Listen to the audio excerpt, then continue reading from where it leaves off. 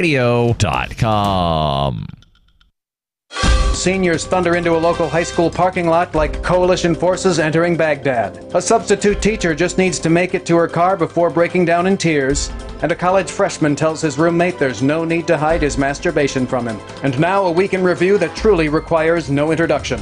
The nation's students announced this week that they have reluctantly agreed to give the American education system yet another chance, saying they hope educators keep their promises of smaller class size, better school supplies, and intensified efforts to raise the country's international math ranking. The nation's students vowed to give the education system one more shot, despite claiming to have been burned many, many times in the past.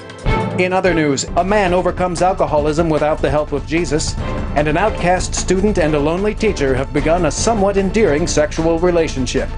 And that was a free lesson in top-shelf journalism. For more news, videos, and reminders of your insignificance, visit theonion.com/newsbeat. This is the Onion News Network.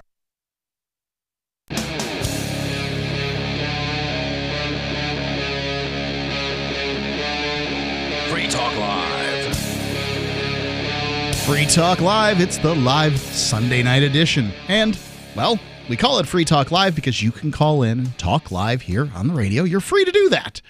It's Mark with you. And Daryl. And Jackie. Welcome, Jackie. Laurel is out on, I don't know, doing important lawyer and stuff. She said something about a cruise. Okay. So I'm guessing she's on a boat. All right. Well, and I can't sing the rest of the Lonely Island song. I don't know much about it. The FCC will not allow that. Oh, I know which one to which you refer. Yes. The number is 855-450-3733. It's 855-450-FREE.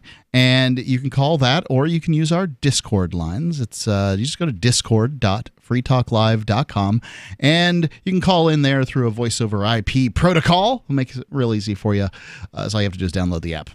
It's discord.freetalklive.com. Daryl, I seem to have got you wound up with one of my bits of show prep here, and I like the ones that have to do with school because we've all been kids, and many of us have kids, and everybody's got an opinion on how to raise kids, and nobody's good at it. So, let me just dig right in. This is from dcclothesline.com. It's never heard of it. Not an unpopular blog, but, whatever. Annie Holmquist writes here. I recently dug up a 1908 curriculum manual in the Minnesota Historical Society archives. It provided instructions on everything from teacher deportment to recommended literature lists for various grades. As a book lover, I was especially interested in the latter, with the exception of a few textbooks like anthologies. The chart below lists the recommended reading material for Minnesota 7th and 8th graders in 1908. Now, I'm guessing that, and I just went to this website. Like I said, I had never heard of it before. The first thing listed after the title and the tagline is a link to something called the Deplorables Network. So this basically is some kind of right-wing something, and I'm guessing they're going to say that we're all a bunch of dum-dums because we're not reading Descartes as 10-year-olds. It's not the first time. It's not your first time on the internet, pretty clearly. This is done, but it was done even before the internet. Was the suggestion that in some way, shape, or form, school sucks now much more than it did back whenever. I remember, probably like 15 years ago seeing something of, here's a 8th grade graduation exam from, some middle of nowhere town in Nebraska, Yep. and it's all farming questions. Of course I don't know how to answer them. I've never done farming. Well, I couldn't tell you how many bushels go in the back of a flatbed truck. But that was one of, like some kind of thing of how many bushels fit in this box that is this size. I don't know. I don't know how large a bushel of hay is. They don't make bushels of hay. So I saw, even when I was in high school, some kind of exam for, I think it was 6th grade from, I don't remember when it was, but sometime in the late 1800s, and looked at it and just was befuddled by what it was they were asking in many cases. Probably a lot of agrarian questions, and we don't live in an agrarian society anymore. Well, the question you asked was more of a math problem about volume than anything. But, Right, but again, if you don't know the dimensions of one of those, bundles of hay, you're not going to know how many fit inside a box of a specific size. I guess that this person is focusing on what's been read by 7th and 8th graders in the past versus what they're doing now. And I think that is instructive, if nothing else. It's an interesting comparison as to what was going on. So let me read some of them here. Some of these things I've never heard of in my life. I don't know what... That just means that you're a big old dum-dum because you didn't read books that nobody's read in 100 years. Lobo, Rag, and Vixen by Ernest Thompson Seton. I've never heard of it. But I have heard of Henry Wadsworth Longfellow, Evangeline, certainly read that. Harold, Last King of the Saxons, Edward Bulwer Lytton. Somewhere along the line I'd heard of that, but I don't know that much about it. Tanglewood Tales by Nathaniel Hawthorne. I know that was in a literature game that I played when I was a kid, but I never read it. The Courtship of Miles Standish by Henry Wadsworth Longfellow. Well, I know I've heard of that, but I haven't read it. Rob and His Friends by John Brown. Goldbug by Edgar Allan Poe. I've certainly read plenty of Poe, but I don't know if Goldbug comes to mind off the top of my head. Stories of Heroic Deeds by James Lohanut. I don't know. Stories from Dickens. You guess. Dickens. Old Ballads in Prose by Eva March Tampin. Treasure Island by Robert Louis Stevenson. Captains Courageous by Rudyard Kipling. I've read Treasure Island, and I think I've read Captains Courageous. I'm not 100% sure on that one. But that's about it at this point. Yeah, and I'm 47, not in 7th grade. Yeah.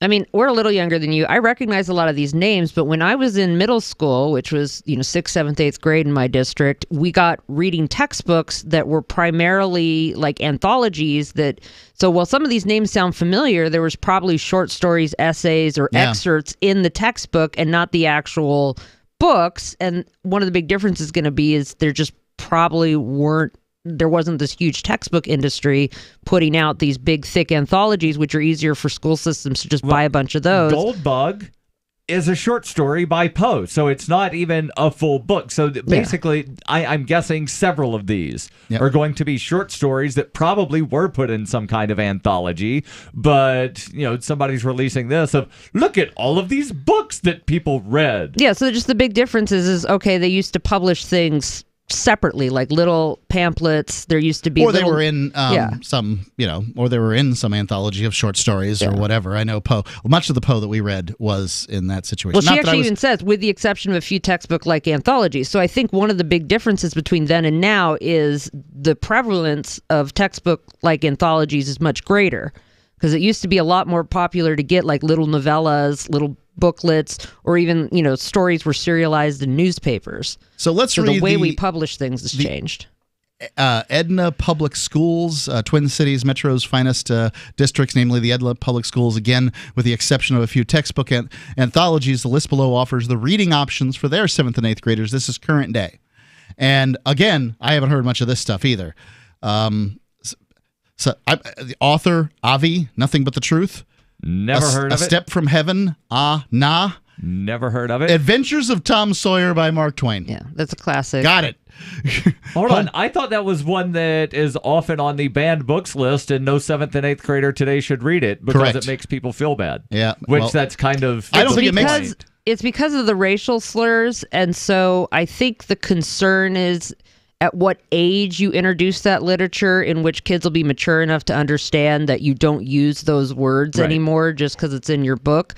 Because they're sort of they want to ban books, blah, blah, blah. But like a lot of times the so-called book banning discussions are actually just what's an appropriate age at which to introduce this so that we can explain in context, like just because your textbook says this doesn't mean you can use this word, kids. Well, and another book on this list, The Diary of Anne Frank, has been banned from certain places because, it talks about the Holocaust. And we can't have kids reading about that. So there are a lot of things that are on those banned books list that I think should be Now, I'm not going to say required reading, but certainly encouraged reading. Yeah, and I mean, there's aside from just our kids mature enough to understand what is and isn't appropriate language to use, there's also at what age do you burst the little bubble of innocence and let your children know that there's bad things in the world? Right. One of my earliest memories is making a protest sign against nuclear proliferation. So, my parents weren't shy about letting me know that there was horrific things in the world, but some people want to protect their kids' innocence as long as possible.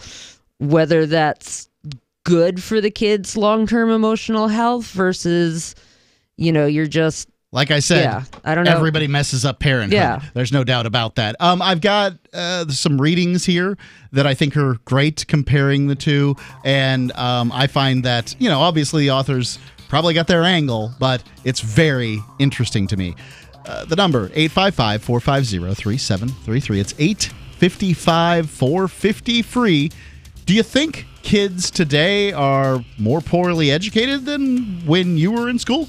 855-450-3733. Free Talk Live.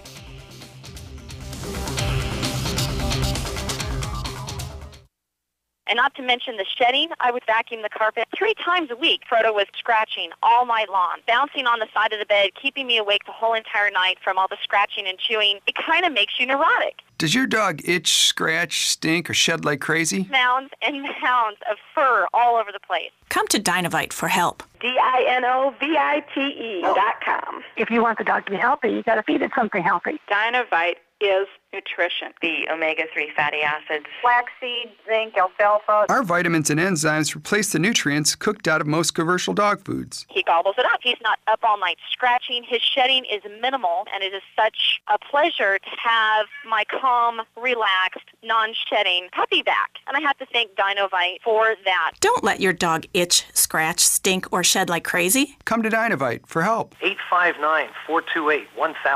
859-428-1000. DINOVITE.com.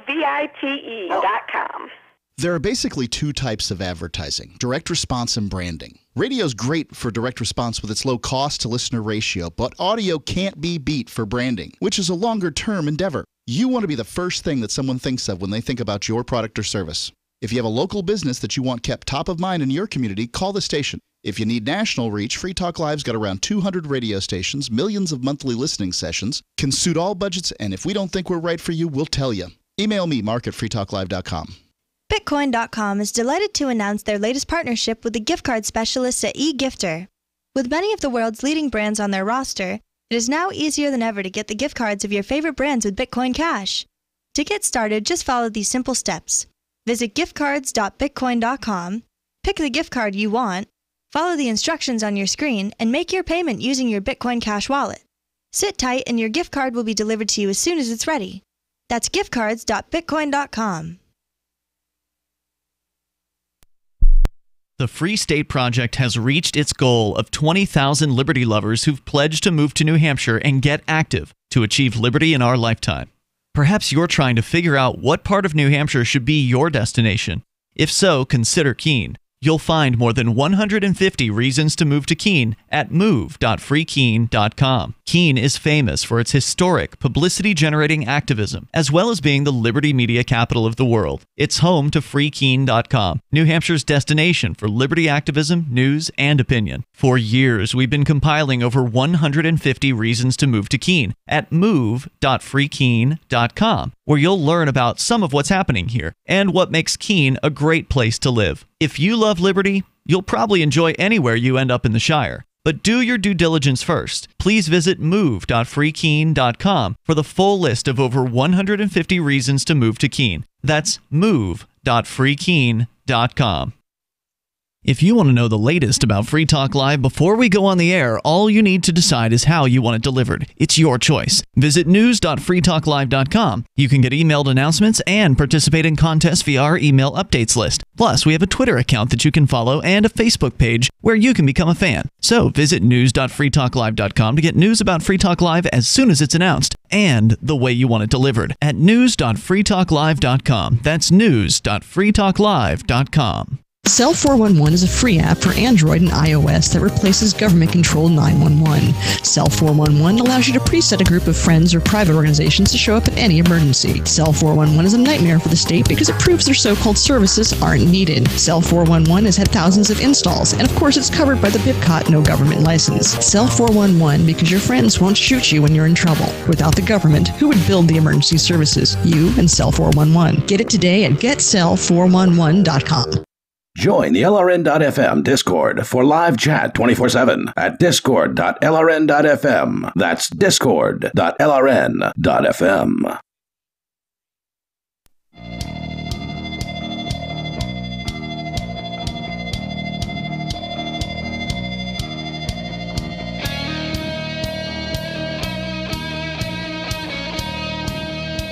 Free Talk Live. It's a live Sunday edition, and it's Mark with you. And Daryl. And Jackie.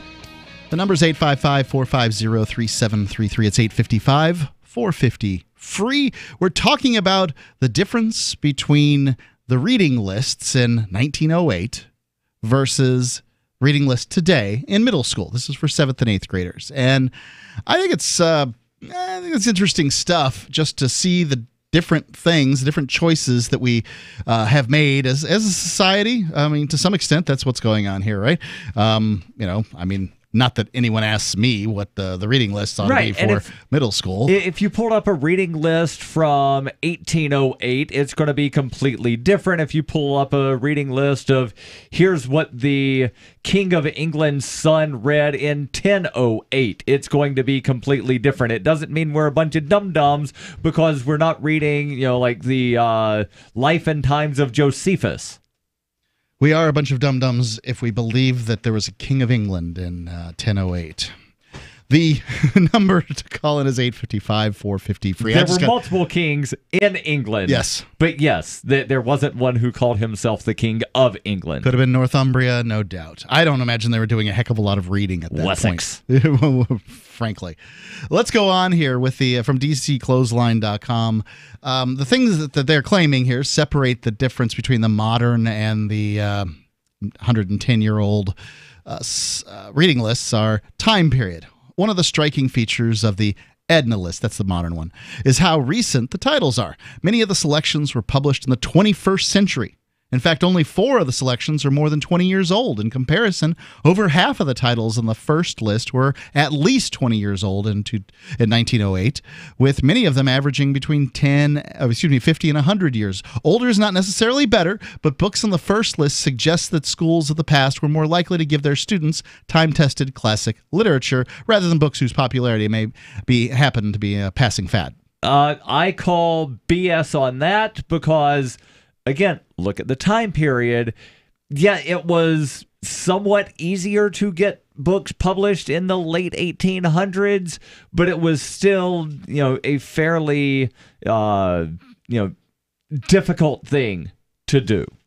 To where you had, like these printing presses where you would have to physically put the little the letters in the thing and then manually pull down a crank and print. So yeah, the movable type printing press did make it easier, but it was still fairly difficult. Now we've got big, huge, giant machines. There are a lot more books getting published today. There have been a lot of books getting published, in the last 50 years. So the suggestion is that a book will, if it's time tested, that it's probably a better book. I don't know if I agree with that statement, but an older book that still has currency today is probably better literature than something that has been just written in the last 10 years. I mean, I've read some of the stuff that's won awards in the past, the recent past, and it's not that good, honestly. Right, and, honestly, Shakespeare is crap. What? Shakespeare was never intended to be sat and read. Shakespeare was to be seen as a performance. Well, yes, I agree with you on that. Well, that's true. It's to be seen as a performance. It doesn't mean that it's not great literature. It's horrible literature. It's good plays. All right. Yeah, it depends. Okay, so I think the issue here is what are you trying to achieve with 7th and 8th graders? And I think with 7th and 8th graders, you're still trying to get them to just be into reading. I think today it's just trying to keep them out of prison and night fighting in the halls. Okay, but if you look at what you should actually be trying to achieve with children of that age, I think just still at that point, you're trying to engender a love of reading for the rest of their life. And if you give them a bunch of dry stuff that uses older English that they don't understand and is about things and situations and characters they can't relate to, that's not going to be that interesting. Here, so I think read the Canterbury Tales. Yeah, I think when you're 7th, 8th grade, that's 12, 13 years old. I think at that age, you're still wanting to get kids into reading. Right. To me, that's the most important thing. And I don't care if they read the back of cereal boxes,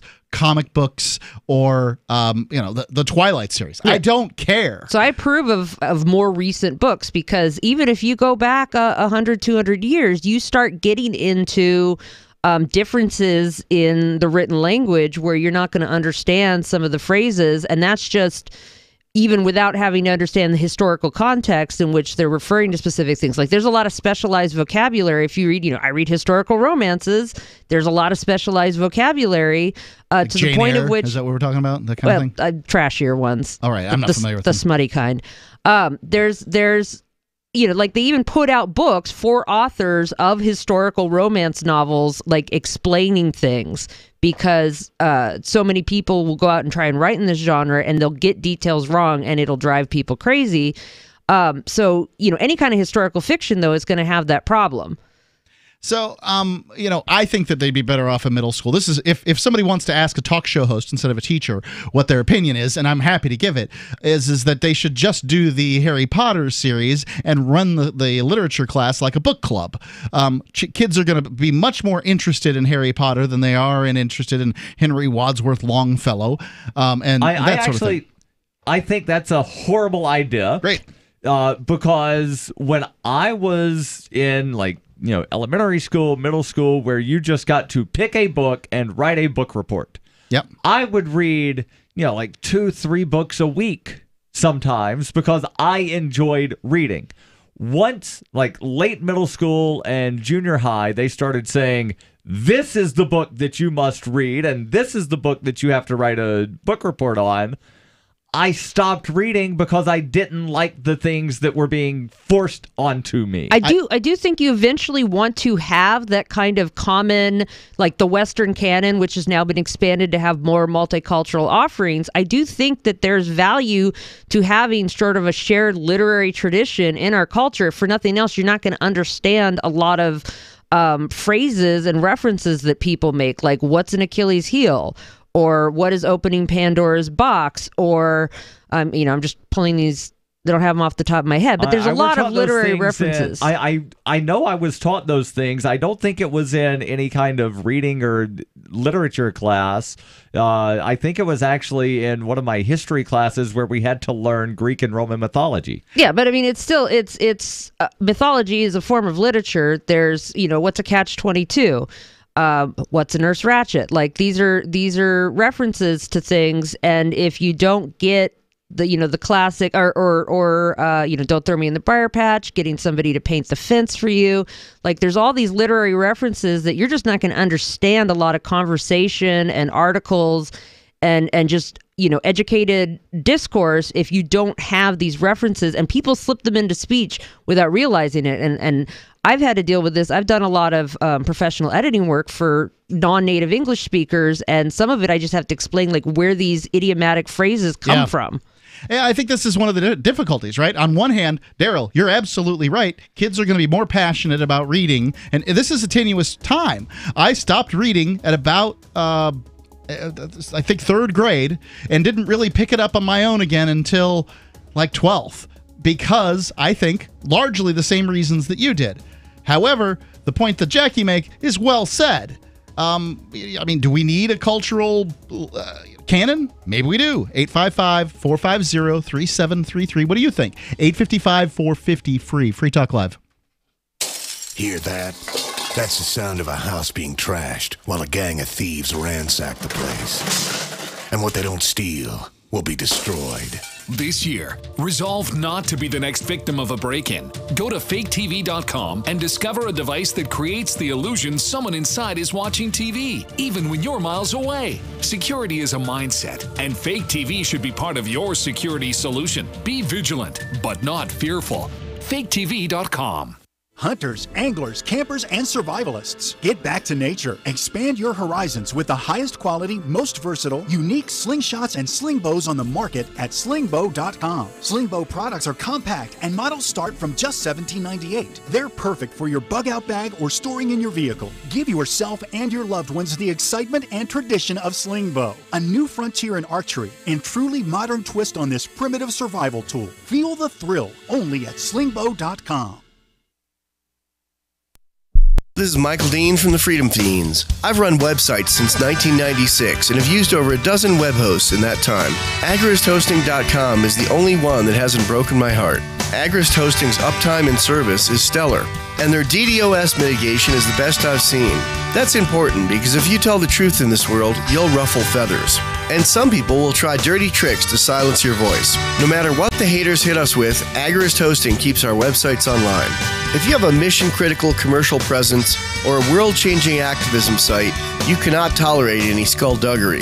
So go with agristhosting.com. Have a WordPress or blog site, but you're not satisfied with performance or uptime? Or just want raw hosting? Want to pay with Bitcoin? Agrist Hosting specializes in high-performance hosting with personalized service. Go to agristhosting.com and click on the button that says Get Hosted. That's agristhosting.com. We've all heard about blockchain assets like Dogecoin, Ether, and Ripple. Bitcoin isn't the only player in the blockchain game any longer. And for those of us wondering how to get our hands on these digital assets, finally, there's a solution. Shapeshift.io allows you to buy and sell between your digital assets and Bitcoin instantly between your own digital wallets. I've used it with ease. Shapeshift.io. There's no account or email address needed. You send them the crypto you want to sell. They send back the crypto you want to buy. It's that easy. Shapeshift.io. Some of you asked, and now we've delivered. LRN.FM's live Keene, New Hampshire studio shows are now streamed in HD on Twitch. Visit our channel at twitch.lrn.fm and give it a follow. If you have Amazon Prime, you get one free subscription on Twitch. If you use it on our channel, Twitch will give LRN.FM a monthly piece of your Prime subscription cost. So please watch, follow, share, and subscribe to twitch.lrn.fm. That's twitch.lrn.fm. We have some good news. The indictments against Ross Ulbricht in the District of Maryland were dismissed with prejudice, meaning they can never be refiled. This is especially good because those indictments contain the only charge ever made that Ross engaged in murder for hire. This was a serious allegation that Ross Ulbricht denies. It was never prosecuted or ruled on by a jury, but was trumpeted by the federal government and the media as if it were proven fact. The Maryland court held these indictments for almost 5 years, poisoning Ross's case and leaving him under a cloud of unproven allegations. As explained in Ross's appeal to the Supreme Court, the fact that the judge used these allegations to give Ross a draconian sentence of double life without parole violated his Sixth Amendment right to a jury trial. Judges are required to issue sentences based on convictions decided by a jury, not unproven allegations never even charged at trial. Although this is a positive development, the dropped indictment will not set Ross free. Now, a presidential pardon is Ross's only hope of freedom. Sign the petition at freeross.org. freeross.org. You're listening to the best liberty-oriented audio streamed around the clock, on the air, and online. This is the Liberty Radio Network at LRN.FM.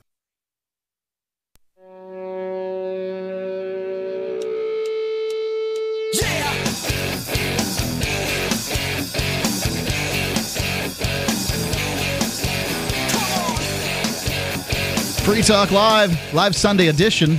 Mark with you. Daryl. And Jackie. The number's 855-450-3733.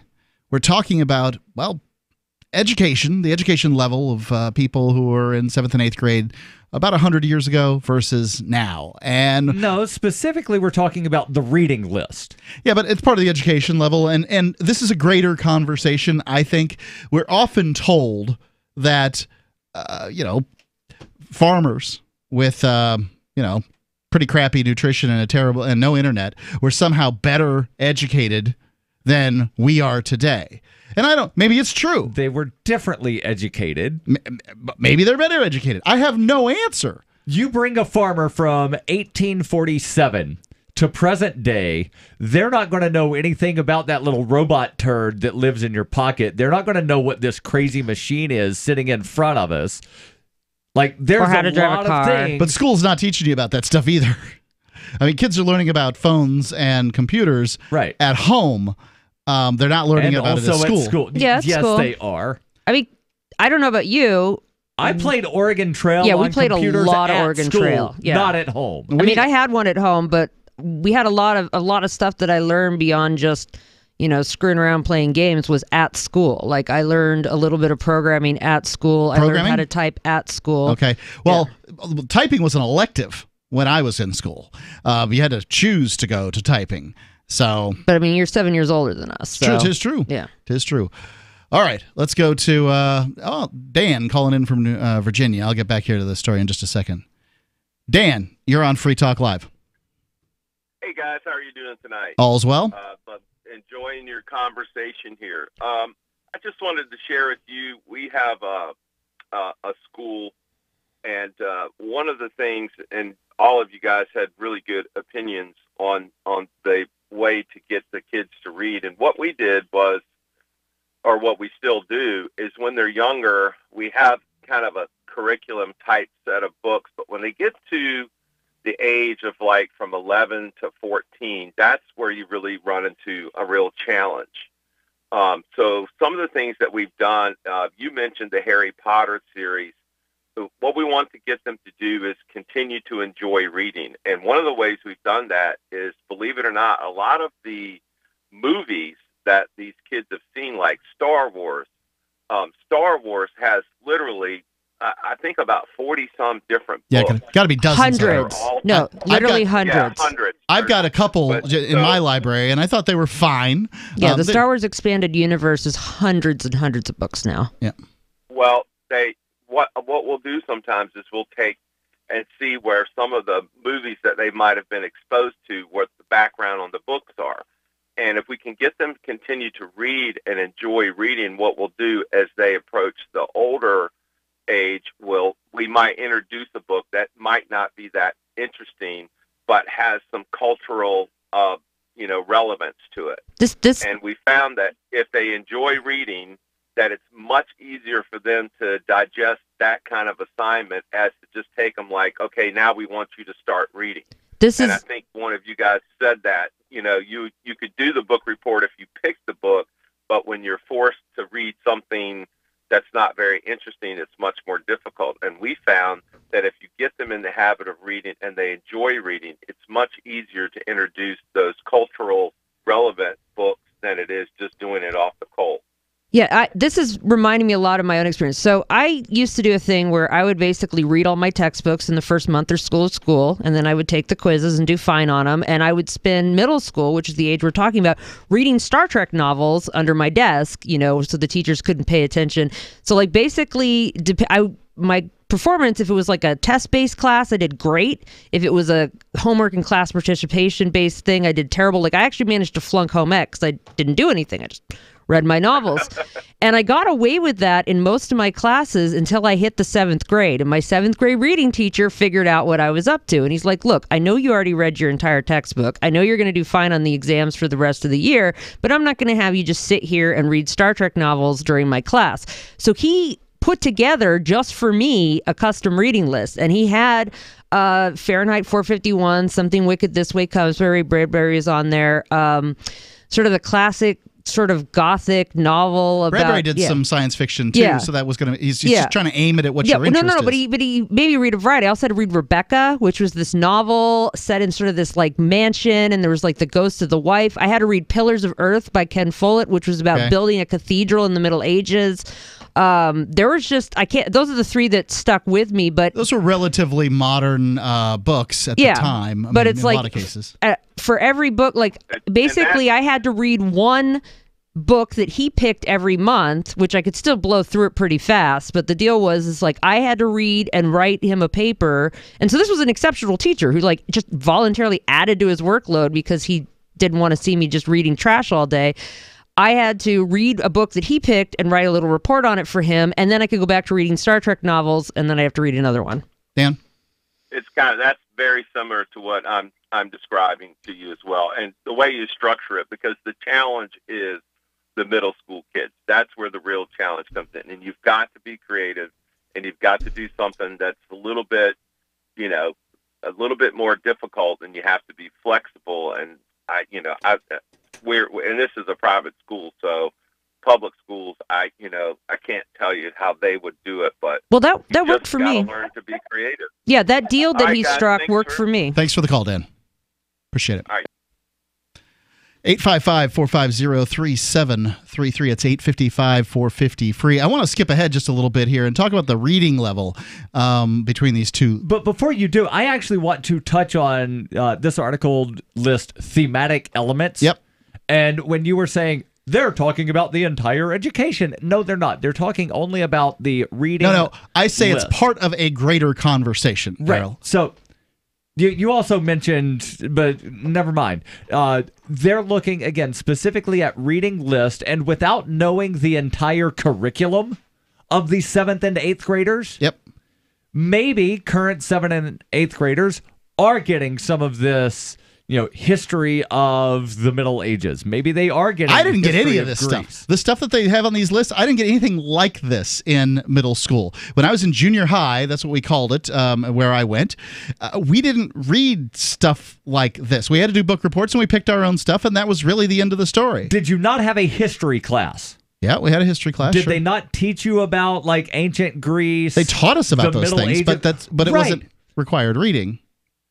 You don't have to read a book written in ancient Greece to learn about ancient Greece. Sure. What they're saying here is during the reading, they read books about, and I'm saying maybe the 7th and 8th graders now are learning about the Middle Ages and learning about Greece. They're just not reading long, boring books about it. Maybe not. Yeah, I mean, it could just be that we may be seeing the result of the improvement of textbooks. Right. So without knowing the entire curriculum, you can't say that one education is necessarily better than the other. No, I wouldn't make that claim. I think that... But that's sort of what is being... They're not actually saying one education is better, but they're certainly implying it. When I get to the reading level part here, that you'll...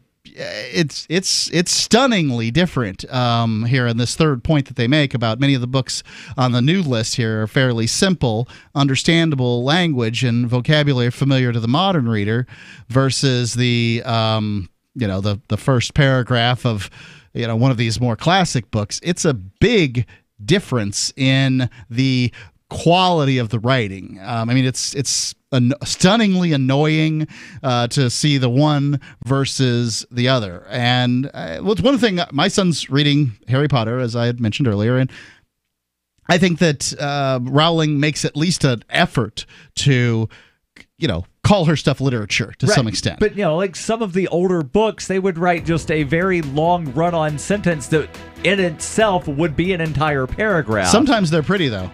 They're just sounding. The number, 855-450-3733. It's 855-450-FREE here on Free Talk Live. Older doesn't necessarily mean better. It doesn't. I wouldn't claim that. But that's what's being implied here. Is that what you would claim? 855-450-3733.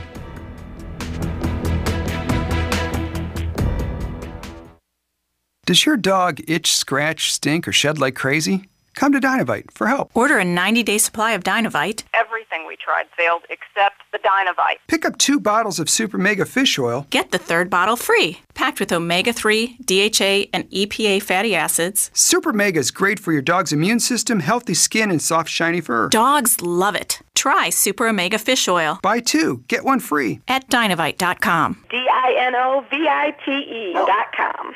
There are basically 2 types of advertising, direct response and branding. Radio's great for direct response with its low cost to listener ratio, but audio can't be beat for branding, which is a longer-term endeavor. You want to be the first thing that someone thinks of when they think about your product or service. If you have a local business that you want kept top of mind in your community, call the station. If you need national reach, Free Talk Live's got around 200 radio stations, millions of monthly listening sessions, can suit all budgets, and if we don't think we're right for you, we'll tell you. Email me, mark@freetalklive.com. The reviews for Extendivite are amazing. Here are some from Amazon. By Christine, great for heart palpitations. By Ann, before I started using this product, every afternoon my ankles and my hands would be swollen. That doesn't happen anymore. So if that part of their advertising is true, I have to assume that the rest of it is also. Not to mention that when I had my yearly blood test, only a few weeks after beginning to use this product, my cholesterol had dropped over 30 points. I'm going to continue to take it. By Croc, I love this product. It really works. By Brad, works great, thank you. Tell us your story. Get your Extendivite today.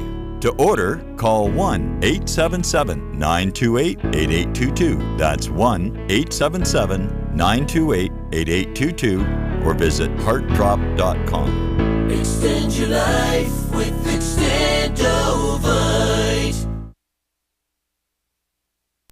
Is spreading the message of liberty, cryptocurrency, and peace around the globe worth $2 per month to you? As you may already know, in addition to our internet feed, LRN.FM broadcasts on free-to-air satellite across North and Central America, as well as Sub-Saharan Africa. And we've been available on satellite for free 24/7 since 2010. The LRN.FM free-to-air satellite signal is reaching some of the most oppressive regimes in the world, and there's no doubt our ideas are making an impact. You can learn more about the channel's impact by watching the 3-minute video at fund.lrn.fm. If you'd like to help free minds globally with our ideas of liberty, cryptocurrency, and peace, you can donate as little as $2 per month via fund.lrn.fm. You can help us continue and expand our satellite broadcast to multiple continents. Visit fund.lrn.fm today, and thank you for your help. Don't forget to share the link on social media. That's fund.lrn.fm. So you've heard all 3 hours of the latest episode of Free Talk Live, and you're still hungry for liberty-oriented audio content? Did you know that we have another 24/7 audio stream at LRN.FM? The Liberty Radio Network airs the latest episodes of some of the best liberty-oriented podcasts on the internet around the clock. In addition to recorded content, you'll also hear live shows like Free Talk Live, originating from our Keene, New Hampshire studio. So listen anytime at LRN.FM. That's LRN.FM. When you hear the word lobbyist, you probably think about greedy corporations, but not all lobbyists are the same. Some are fighting for the freedoms you hold dear. Liberty Lobby LLC is doing just that in New Hampshire, working hard to represent you, not some special interest group. You can help by going to libertylobby.info, where your contribution will give us the tools we need to ensure that your voice is heard. Visit libertylobby.info today to find out more. Do you love Twitter? Make sure you favorite the LRN.FM Twitter account so you can receive our tweets at twitter.lrn.fm. That's twitter.lrn.fm.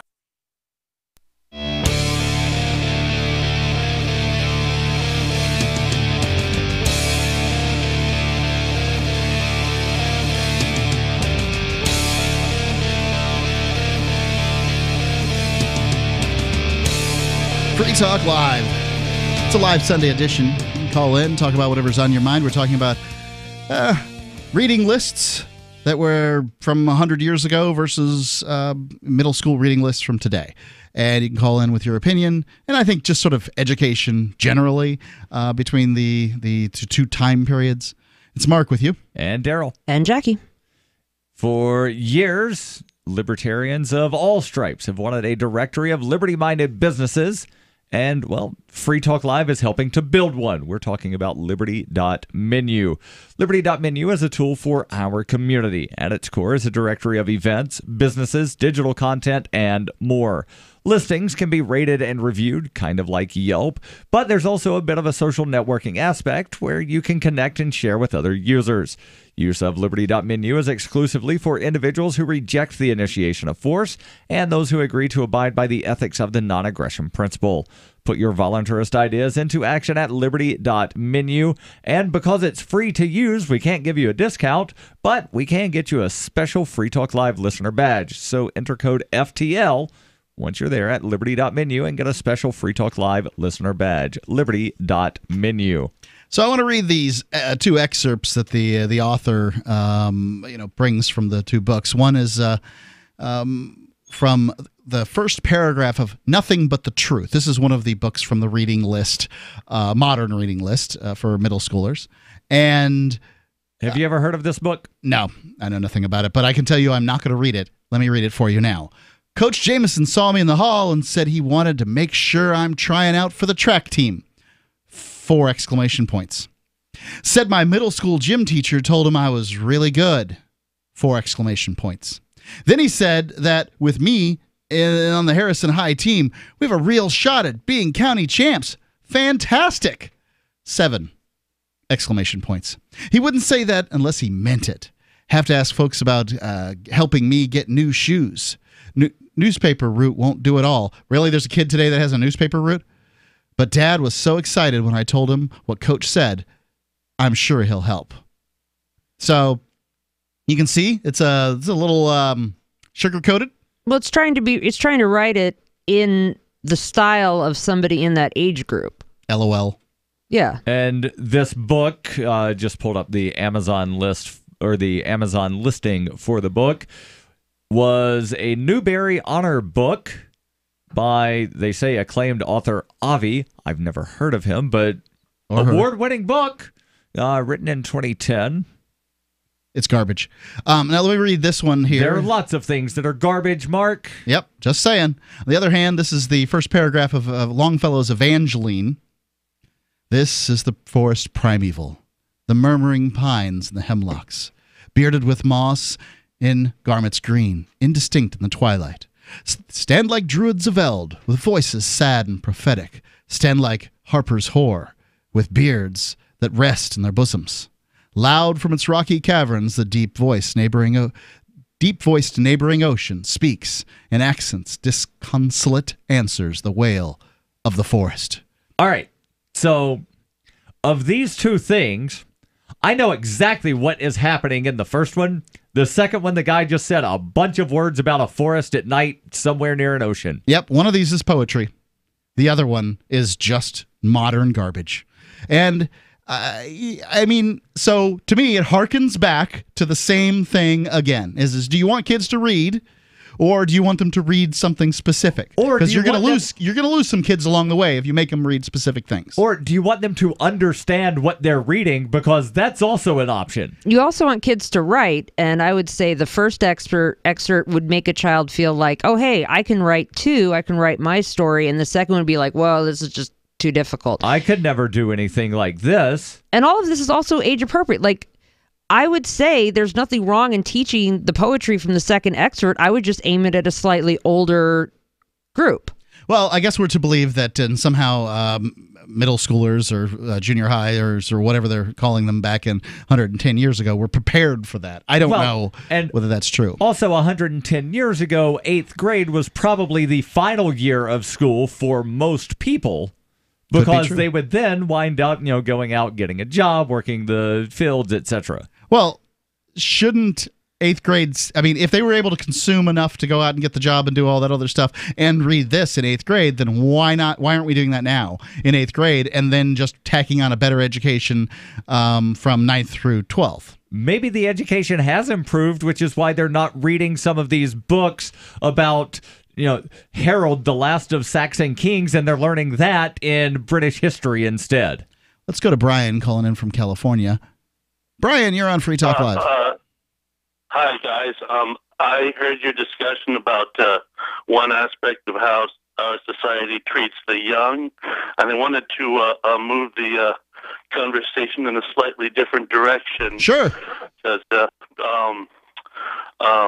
I'm with the youth rights movement, which would generally tend to see frankly, any compulsion-based learning system as basically another form of slavery. But rather than directly talk about reading lists, I wonder if you guys would be willing to on my recommendation, for you guys to play the audio of a 5-minute YouTube video from the National Youth Rights Association, with the title of the video is probably not. But if you'll just go ahead and tell me what the points are, that we can work from that angle. Oh, well, if you're actually, I have a different idea. If you won't play that video, I'll go back to. No, we're not going to play videos on the radio that we have not had the chance to pre-screen. Yep, it's the kind of request we can't do. Some other time. Okay, that's fine. Well, then I've got a plan B here to talk. Just to suggest that there's a political elephant in the room that some of us are coming to think that the subjugation of the young by adults is just as immoral and for all the same reasons as the subjugation of women by men or the subjugation of blacks by whites. I guess I'd have to hear more, because my experience in life is that, specifically for me and, the experience I've had up to this point is that young people are dumb, and that older people have some level of experience that should be listened to. There are also some dumb old people. Oh, yeah. Caller, do you have children? No, I do not. So do you have experience raising young children and seeing the dumb things they do? Yeah. So I find that almost everybody I know in the youth... How much of this talk about children being dumb is an honest, really, truly honest, empirical observation, and how much of it is just really the kind of prejudice that any prejudiced person, it's a common human frailty that people will rationalize their prejudices as just being realistic, in the same way that, for example, there are some really dedicated, philosophically committed racists that will call themselves race realists. Oh, I've heard the term. How much of this is right? Yeah, and how much of this is prejudice against the young, which, frankly, I've come to be pretty cynical about the idea. Did you you didn't make very many compared between your youth and whatever age you are now? Did you make more mistakes? 46. Okay, I'm 47. Did you make more mistakes in your youth, or you're just making the same amount of mistakes now as you did before? Well, I frankly just wasn't allowed to make any of the mistakes that would have enabled me to really transition smoothly and relatively painlessly from childhood to adulthood. I made some whoppers. I look back and I think the biggest mistake I ever made was just being too submissive to the authority of adults. And that's the thing that's the big regret that I'm living with. And that's part of to make the long story short, that experience is what has radicalized me, if you will, to youth rights. Well, what kind of rights are we talking about here? Basically, you got 20 seconds. We'd want virtually no legal distinction as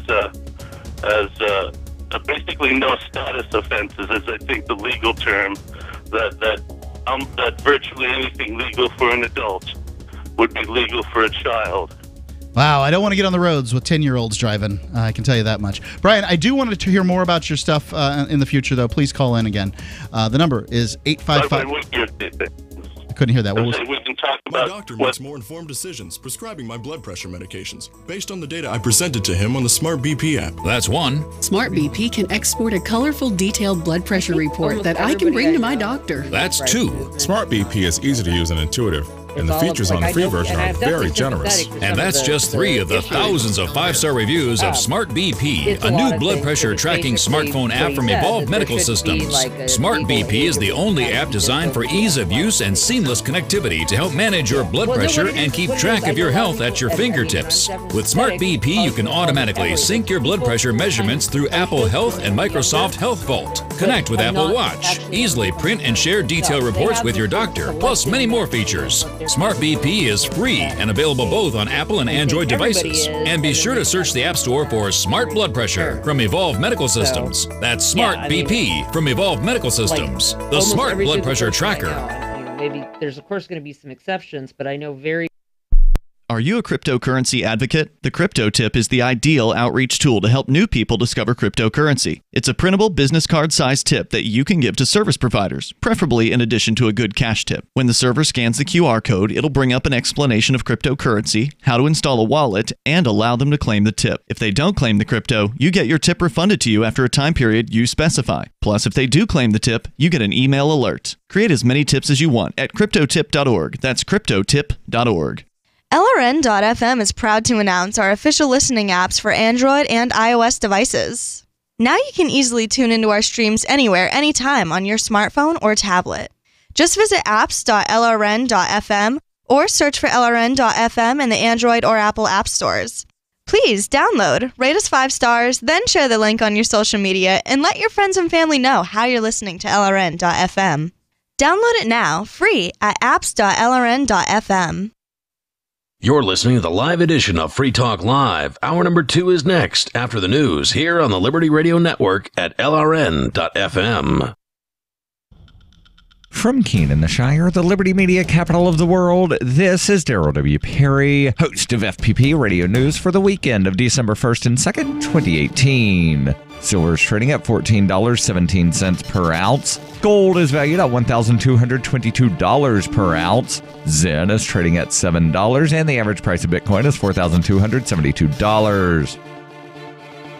Antiwar.com reports aiming to support Kurdish offensives against the last few of the Islamic State towns in eastern Syria. The U.S. has been conducting heavy airstrikes against those towns near the Iraqi border. According to the Syrian Observatory for Human Rights, this is killing a lot of civilians and non-combatants. In addition to the Islamic State fighters, the observatory reported that Wednesday U.S. airstrikes against Al-Shafa also targeted a hospital, a prison, and several civilian homes. They reported 40 killed in those strikes, mainly prisoners, with the toll continuing to rise as more bodies are found in the rubble. Further airstrikes on Al-Shafa on Friday were reported by Syrian state media, who put the death toll on those strikes at 30, including some civilians and combatants. The exact split, as is so often the case, was unclear. This has been a recruiting problem with strikes against these towns. The Islamic State has a lot of fighters within, but the U.S. has little information on where they are and are often striking despite cloud cover, hitting virtually random parts of the city and killing a lot more civilians than the Islamic State fighters. You can support FPP Radio by shopping online. Whether you're looking for precious metals, bitcoins, or books, you'll find that and more at shop.fppradio.com. Every purchase you make from one of my affiliates at shop.fppradio.com helps fund FPP Radio. That's shop.fppradio.com. UPI reports a grand jury on Friday indicted a former Dallas police officer on a murder charge. She had fatally shot an unarmed man after she entered the wrong apartment. Police arrested Amber Geiger on a manslaughter charge after the September 6th shooting death of Botham Jean. The grand jury began hearing the case on Monday. Geiger was off duty at the time of the shooting, but was wearing her uniform when she entered Jean's apartment. She told police she thought she was in her own apartment. Police said Geiger had just finished a 15-hour shift and got off the elevator on the 4th floor instead of the 3rd floor where she lived. She then opened the door to Jean's apartment, which was unlocked. The lights were off inside, and when she saw a man's figure, she thought her apartment was being robbed and opened fire. When she turned the lights on, she realized she went into the wrong apartment and killed a man in his own home. The Dallas Police Department fired Geiger on September 24th after facing criticism for keeping her on the force amid an investigation. She was released from jail on $300,000 bond. Jean's family also filed a lawsuit against the city of Dallas and the Dallas Police Department, saying Geiger had a history of violence and excessive force. Zencash has changed their name to Horizon to better represent their transition from a cryptocurrency to a pioneering platform that protects consumer data. They're working towards the day when anyone will be able to build privacy-based applications on the Horizon platform. The unique spelling of Horizon is a nod to their heritage and recognizes that they remain committed to the vision that their project was built upon. Their coin and ticker symbol remain ZEN. Learn more at horizon.global and join the Horizon community. HORIZEN.global.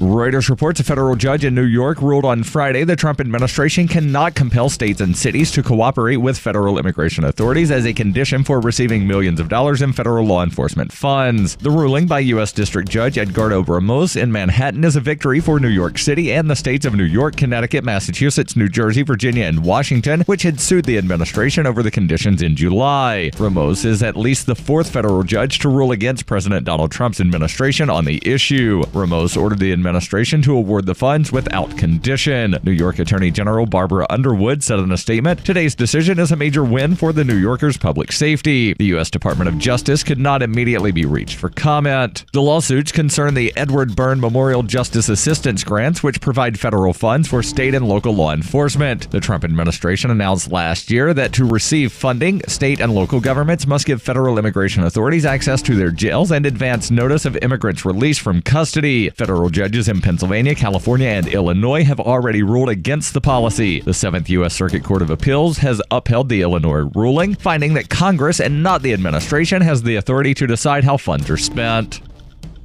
You can support FPP Radio by joining the Fans program. To learn more or to join the Fans program, visit fans.fppradio.com. That's fans.fppradio.com.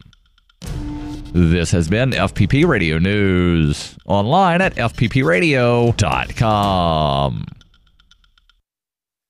Crammed into tiny bar stools, cramped diner booths, and filthy cars where moving their limbs is either uncomfortable or impossible, hundreds of thousands of consumers rip apart chicken wings or tear off bites of Heroes and hamburgers every single day, often to the point of bloating, belching, and outright physical pain. Barbecue sauce or hamburger juice will literally dribble down these poor beasts' mouths and onto their shirts, their beards thick with pungent grease. Treated as little more than machines to be stuffed full of smoked pork, marinated chicken, and dry-aged beef, consumers are forced to wait in long lines, often while still fully conscious, before buying their meat and ripping it off the bone with their mouths in plain view of other consumers.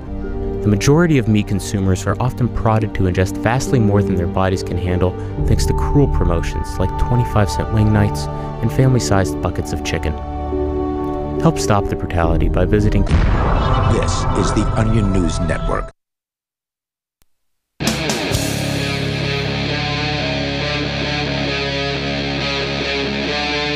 Free Talk Live.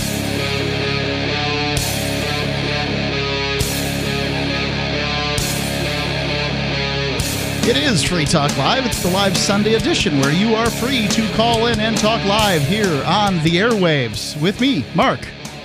And Jackie. Daryl, I somehow didn't turn your mic on. Terribly sorry. And Daryl. There you go. That makes it better in some small way. Speaking of you, Daryl, you brought in some show prep that caught my attention. Apparently, there's some folks in the Republican Party that are questioning. So the claim is the people in the Republican Party are questioning the IQ of women. Yeah, because this article sounds biased as hell to me already. Of course it is. And I don't, necessarily agree with everything in here. It comes from Newsweek. It's an opinion piece written by Chelsea Handler and Glenn Handler. Chelsea Handler, wasn't it the lady who had the late night talk show? Yes. Okay. And I have no clue who Glenn is, but they've got the same last name. Yep. The piece begins, lately, it's been hard not to notice the resurgence of the grand old patriarchal political strategy of demonizing women. Republicans have been championing forced birthing and state control of the nation's uteri for decades, but now the right wing appears to have officially adopted the modern witch trial as the proper antidote to noisy Democratic women. The witch trial of Hillary Clinton is the most famous right-wing success story. Okay, so we have to go, because the Democratic Party put up the worst possible candidate, we have to make sure that we talk about her gender, because that's important. The people that are all upset about Hillary Clinton being marginalized because she's a woman did not vote for Sarah Palin. All right? Sarah Palin wasn't actually the candidate, and she was technically one of the candidates. Hold on. Technically, on election day, Hillary Clinton was not the candidate either. People vote for a slate of electors who then vote for the presidential No one cares, Daryl. candidate. Pedantic Talk Live. Yep, no one cares. So I'm just pointing out. All I'm pointing out, Daryl, and this is really important, is that if you think you care about, who's a warmonger. Look, Daryl. Nobody needs a lesson in electoral politics when we're talking about gender Hillary and someone's Clinton, vote. Also a warmonger, by the way. I understand that, but if people claim that it's about gender, then they need to vote based on gender. Gender's a terrible way to select a candidate because half of the planet is female, half of the planet's male. So actually, slightly over half is female. Right? Whatever. No one cares. Again, and so. I just find this so disingenuous when somebody will actually put pen to paper, probably just typing actually, and write some screed about how some group of people is sexist because they didn't like their criminal that they put up for a vote. Go ahead, please. Again, talking about the supposed witch trial of Hillary Clinton. Again, I don't necessarily agree with what's being written here. I just thought it was interesting. Oh, yeah, it's interesting. By portraying a hard-working policy wonk, healthcare champion, and former senator and secretary of state as an evil witch, the Republican Party was able to bless this great country with a nationwide expansion of Trump University. Who needs a smart, boring woman when a philandering male, megalomaniac, and bankruptcy-filing expert brings so much more to the table, right? Look, the reason that people vote the way they vote is got to be baffling. It's baffling to me. Yeah. I have no idea how these two candidates showed up or why people would vote for them, but they did. And is Hillary Clinton got a higher IQ? Maybe. I don't know. Does she certainly seem experienced in her job? Yes, her job is organized crime by the standard of government. Right. So yeah, she's good. She's good at that. She's certainly a policy wonk. She can talk the best of them into the dirt. But I don't know why people voted for Trump, but they did. And if you like the idea of democracy, here's some democracy. Enjoy. I guess I just fundamentally reject the whole premise of the article, which is that it's something peculiar to Republicans. And I'm not a fan of Republicans, but that it's something peculiar to Republicans that they are the only ones that are questioning the intelligence of female politicians. Because, like Sarah Palin, everybody made fun of her. Right. She was genuinely dumb. I loved the Saturday Night Live skits where they had Tina Fey portraying Sarah Palin. I thought Tina Fey was a better Sarah Palin than Sarah Palin was. And I don't think it's even necessarily gendered because, we made fun of we made fun of Dan Quayle. Stupid male politicians get made fun of as well. People made fun of Dan Quayle because he spelled potato the British way. No. Yeah, it was more like... He put an E on potato, and then people he's so dumb, potato don't have an E. It doesn't in Britain either, Daryl. Yeah, they say that's a archaic spelling. No, it just what it was he was confusing. When you spell potatoes, plural, it's ES. Well, and tomato. Tomatoes, potatoes, you spelled the plural with an ES, and so he just chopped off the S and thought that's the singular, and it's like, no, when you have nouns that end with vowels, a lot of times in English, because it's regular, not every time, but most of the time it's plural by adding an ES after an O. And so, Daryl, you're completely wrong. It's not that it's the British spelling at all. Well, either way, I've seen in the dictionary where it says British, it's also an acceptable spelling to have an E at the end. No. I would have to agree with I'm the professional editor in the room. No, it's not. All I'm going to say is that if somebody's political career is made or ruined based on how well they can spell one word one time, that's again another terrible way to decide who's going to be one heartbeat away from the most powerful person in the planet. Howard Dean's candidacy was derailed because he made a weird scream. Yeah, I know, and it's like looking at all the things that Trump has said and done, and then looking back and go, how did a weird scream derail Howard Dean? The question we have to ask, is our children learning? Yeah. Put food on your family. Like there was books that went out of just Bush malapropisms where he garbled words, like he had like some sort of I don't know, oral dyslexia practically. Yeah. Well, whatever. I mean, it doesn't mean he's stupid, right? But it doesn't mean he's smart either. It doesn't mean anything. And people routinely make fun of how dumb Trump is. I would point out that what it takes to become president shows nothing about the skill set of what it is to be president. So there's a set of skills that would make you a great president. There's a set of skills that will get you into office. And those skills on the Venn diagram, and if you don't know what a Venn diagram is, stop voting. If you do, on the Venn diagram, nearly don't touch. Yeah, they overlap a little bit, but not a lot. And it's very hard to find somebody that has all of them. So let's go to the phones here. We got Shelley calling in from New Hampshire. Shelley, you're on Free Talk Live. Hello. Hi. Is Mark there? 'Tis I, Shelley. 'Tis you. Okay. I talked to you yesterday. Yes, I thought it was a great call, too.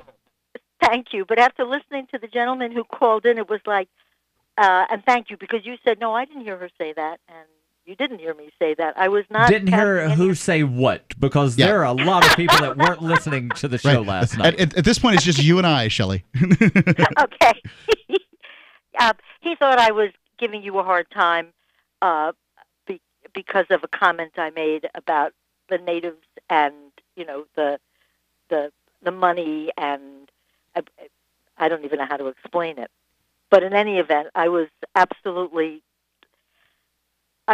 kind of upset with this business of, you taking our money and you're paying for it, we're paying, and all this talk about money was just got to me. And I was not saying anything negative about you, Mark, at all. Thank you, Shelley. I think what the comment is, and I know the reason I'm bringing it up here, Shelley, is because I know that we've got somebody in the room that will argue your side on this, is that I had made the comment that I think that if a person avails themselves of government assistance in any way, shape, or form, that they should have to have their tubes tied first.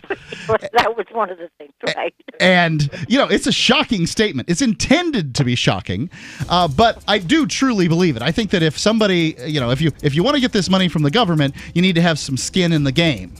But I know that you're going to get some disagreement, so I'm going to just hold you over, if you don't mind, Shelley.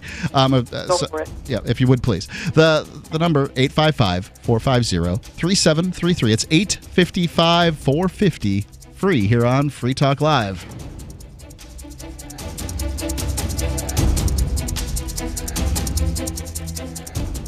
We have some good news. The indictments against Ross Ulbricht in the District of Maryland were dismissed with prejudice, meaning they can never be refiled. This is especially good because those indictments contain the only charge ever made that Ross engaged in murder for hire. This was a serious allegation that Ross Ulbricht denies. It was never prosecuted or ruled on by a jury, but was trumpeted by the federal government and the media as if it were proven fact. The Maryland court held these indictments for almost 5 years, poisoning Ross's case and leaving him under a cloud of unproven allegations. As explained in Ross's appeal to the Supreme Court, the fact that the judge used these allegations to give Ross a draconian sentence of double life without parole violated his Sixth Amendment right to a jury trial. Judges are required to issue sentences based on convictions decided by a jury, not unproven allegations never even charged at trial. Although this is a positive development, the dropped indictment will not set Ross free. Now, a presidential pardon is Ross's only hope of freedom. Sign the petition at freeross.org. freeross.org. Bitcoin.com is delighted to announce their latest partnership with the gift card specialists at eGifter. With many of the world's leading brands on their roster, it is now easier than ever to get the gift cards of your favorite brands with Bitcoin Cash. To get started, just follow these simple steps. Visit giftcards.bitcoin.com, pick the gift card you want, follow the instructions on your screen, and make your payment using your Bitcoin Cash wallet.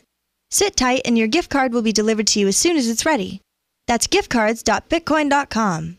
Are you a cryptocurrency advocate? The Crypto Tip is the ideal outreach tool to help new people discover cryptocurrency. It's a printable business card-sized tip that you can give to service providers, preferably in addition to a good cash tip. When the server scans the QR code, it'll bring up an explanation of cryptocurrency, how to install a wallet, and allow them to claim the tip. If they don't claim the crypto, you get your tip refunded to you after a time period you specify. Plus, if they do claim the tip, you get an email alert. Create as many tips as you want at cryptotip.org. That's cryptotip.org.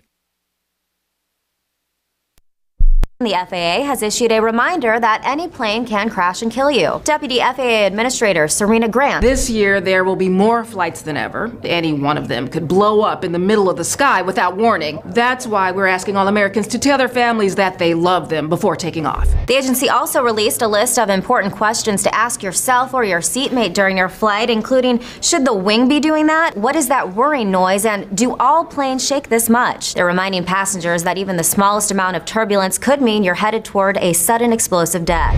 While hurtling through the sky at unimaginable speeds in a steel coffin can feel like gambling with your life, the FAA says there are ways to regain the illusion of control. If you're worried about crashing, why not switch your flight at the last second? It might just save your life. Or kill you, depending on which plane crashes. And for those who aren't flying this holiday, the FAA has reminded everyone that a plane could fall out of the sky right on top of you at any moment. This is the Onion News Network. There are lots of ways to listen to Free Talk Live. Our podcast has been around since podcasts began, and now the FTL feed is loaded with content besides our full show archives. Did you know that we make it easy for you to customize your podcast subscriptions? We have different feeds, one that includes only our full shows, one with just the Daily Digest, and one with just the Edgington Post. You decide what you listen to. It's quick and easy to customize your feeds at feeds.freetalklive.com. That's feeds.freetalklive.com. My name is Jacob Hornberger. I'm president of the Future of Freedom Foundation, which Congressman Ron Paul awarded for having an outstanding freedom website. Write us at fff@fff.org, and we'll send you a free 3-month subscription to our monthly journal of libertarian essays and our booklet, Economic Liberty in the Constitution, which George Mason University economics professor Walter Williams praised in a recent column. That's fff@fff.org. You can put the Liberty Radio Network on the air in your area. Visit broadcast.lrn.fm to learn how. Broadcast.lrn.fm.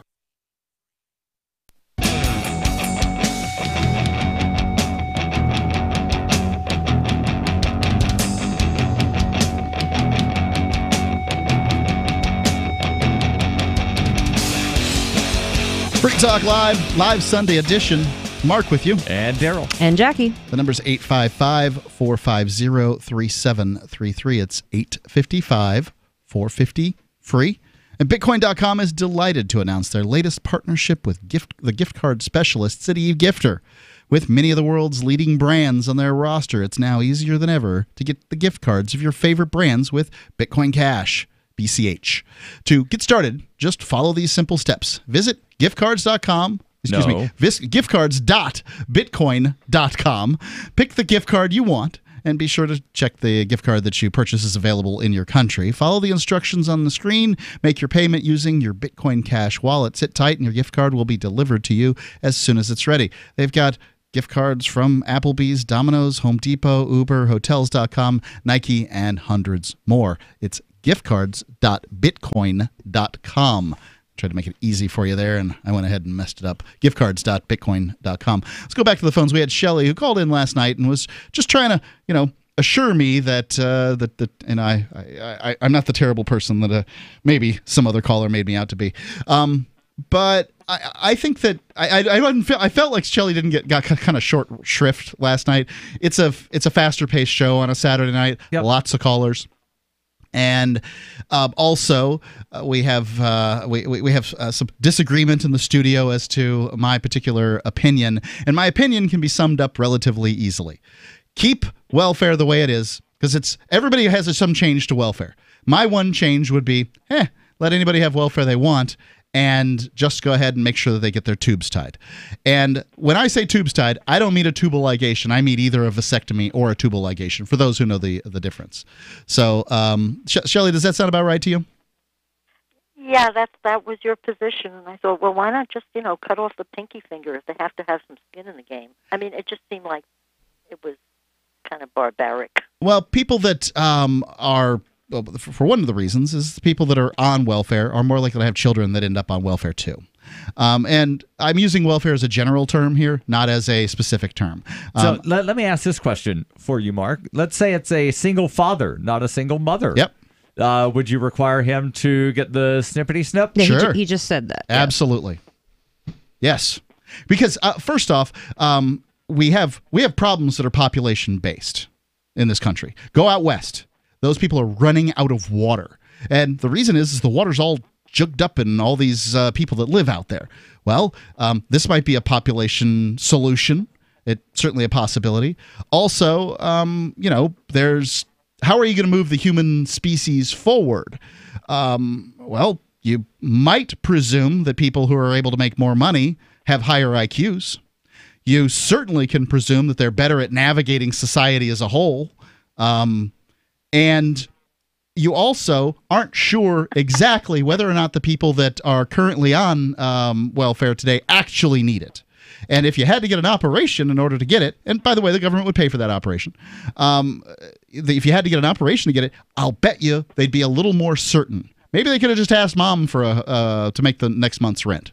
Okay, so Mark, I think there's a couple things going on here. Sure. One, I don't think we ever want to get the government in the position of deciding who should or should not be sterilized for any reason, because whenever they've done that in the past, it's been bad. Yeah, they generally have been ugly. Don't give them that power and assume that they're only going to use it the way you want them to use it.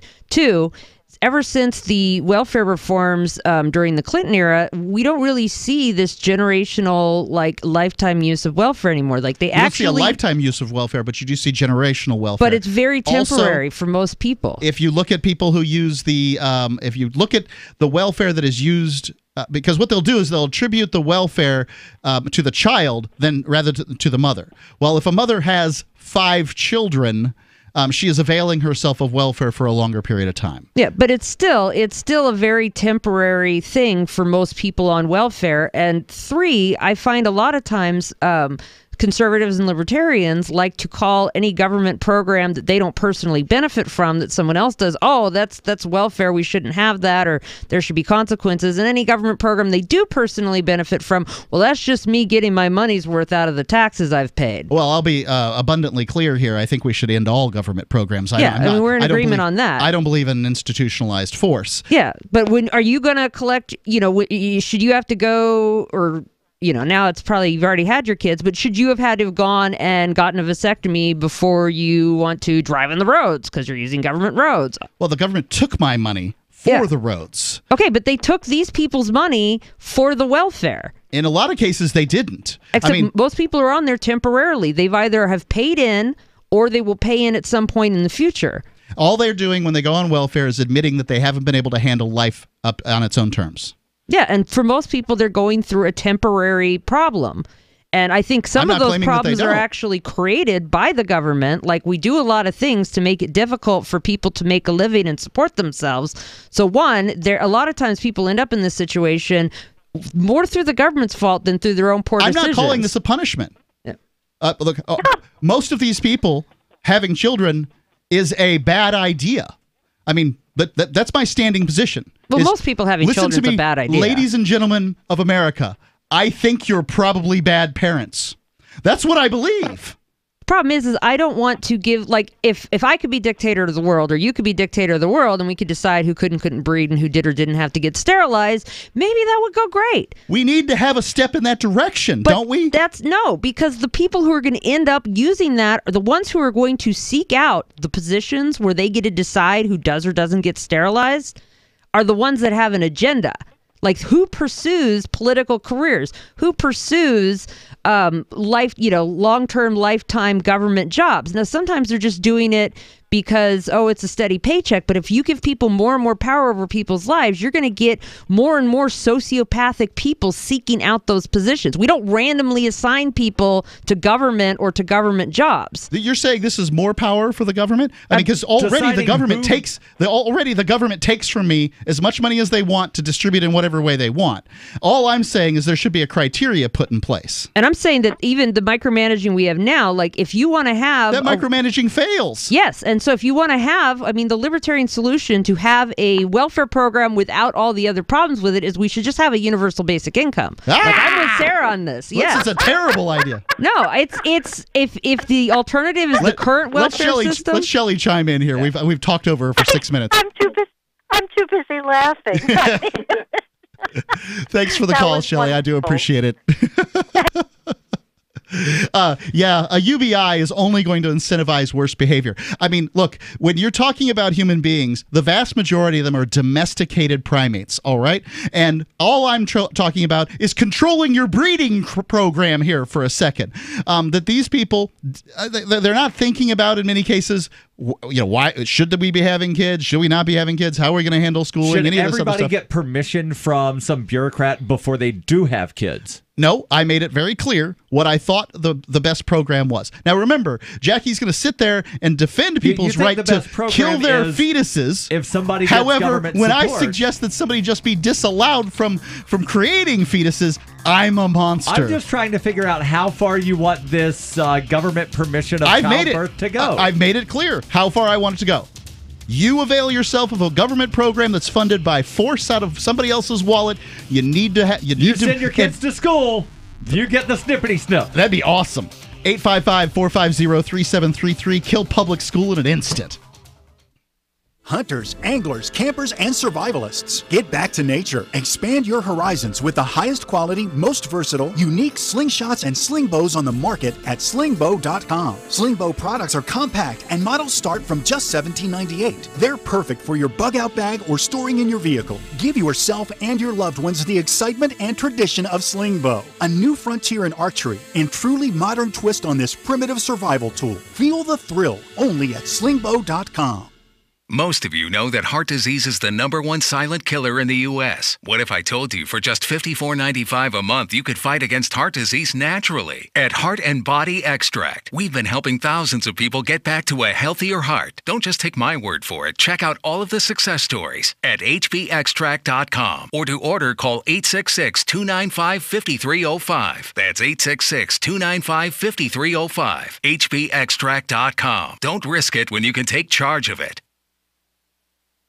Since time began, tyrants have taken aim at personal liberties.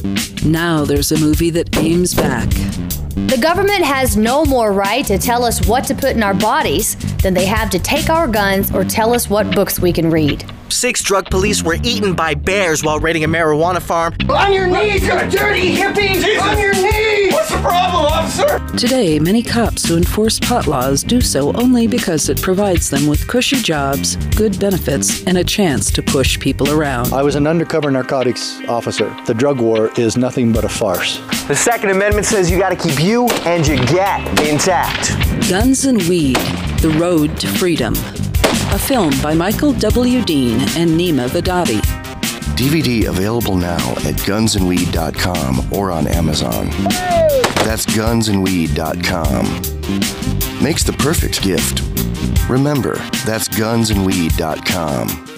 There are basically 2 types of advertising: direct response and branding. Radio's great for direct response with its low cost to listener ratio, but audio can't be beat for branding, which is a longer term endeavor. You want to be the first thing that someone thinks of when they think about your product or service. If you have a local business that you want kept top of mind in your community, call the station. If you need national reach, Free Talk Live's got around 200 radio stations, millions of monthly listening sessions, can suit all budgets, and if we don't think we're right for you, we'll tell you. Email me, mark@freetalklive.com.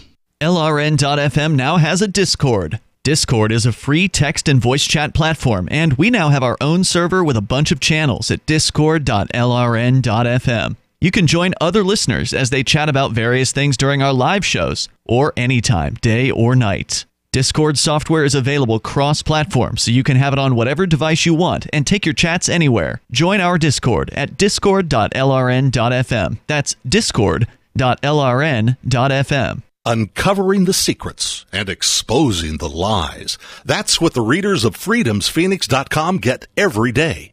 freedomsphoenix.com, constantly providing the information, the real news about government policies, and the real relationship we all have with the coercive government. The real condition of the economy, innovations in technology, breakthroughs in energy, health, and computer science. Learn the truth well before it's admitted to in the lamestream media. The corporate media, nothing more than distributors of government propaganda, but now there's an alternative. freedomsphoenix.com. Constant news updates on the issues that affect your life in the most important ways. With liberty and property under constant attack, freedomsphoenix.com provides the understanding behind the propaganda, and it encourages the participation of its readers. Go to freedomsphoenix.com. That's freedoms with an S, phoenix.com. freedomsphoenix.com. The revolution between the ears has already happened. Help get LRN.FM into more ears. Visit promote.lrn.fm for a free bumper sticker, flyers, banners, graphics, and more. Promote.lrn.fm.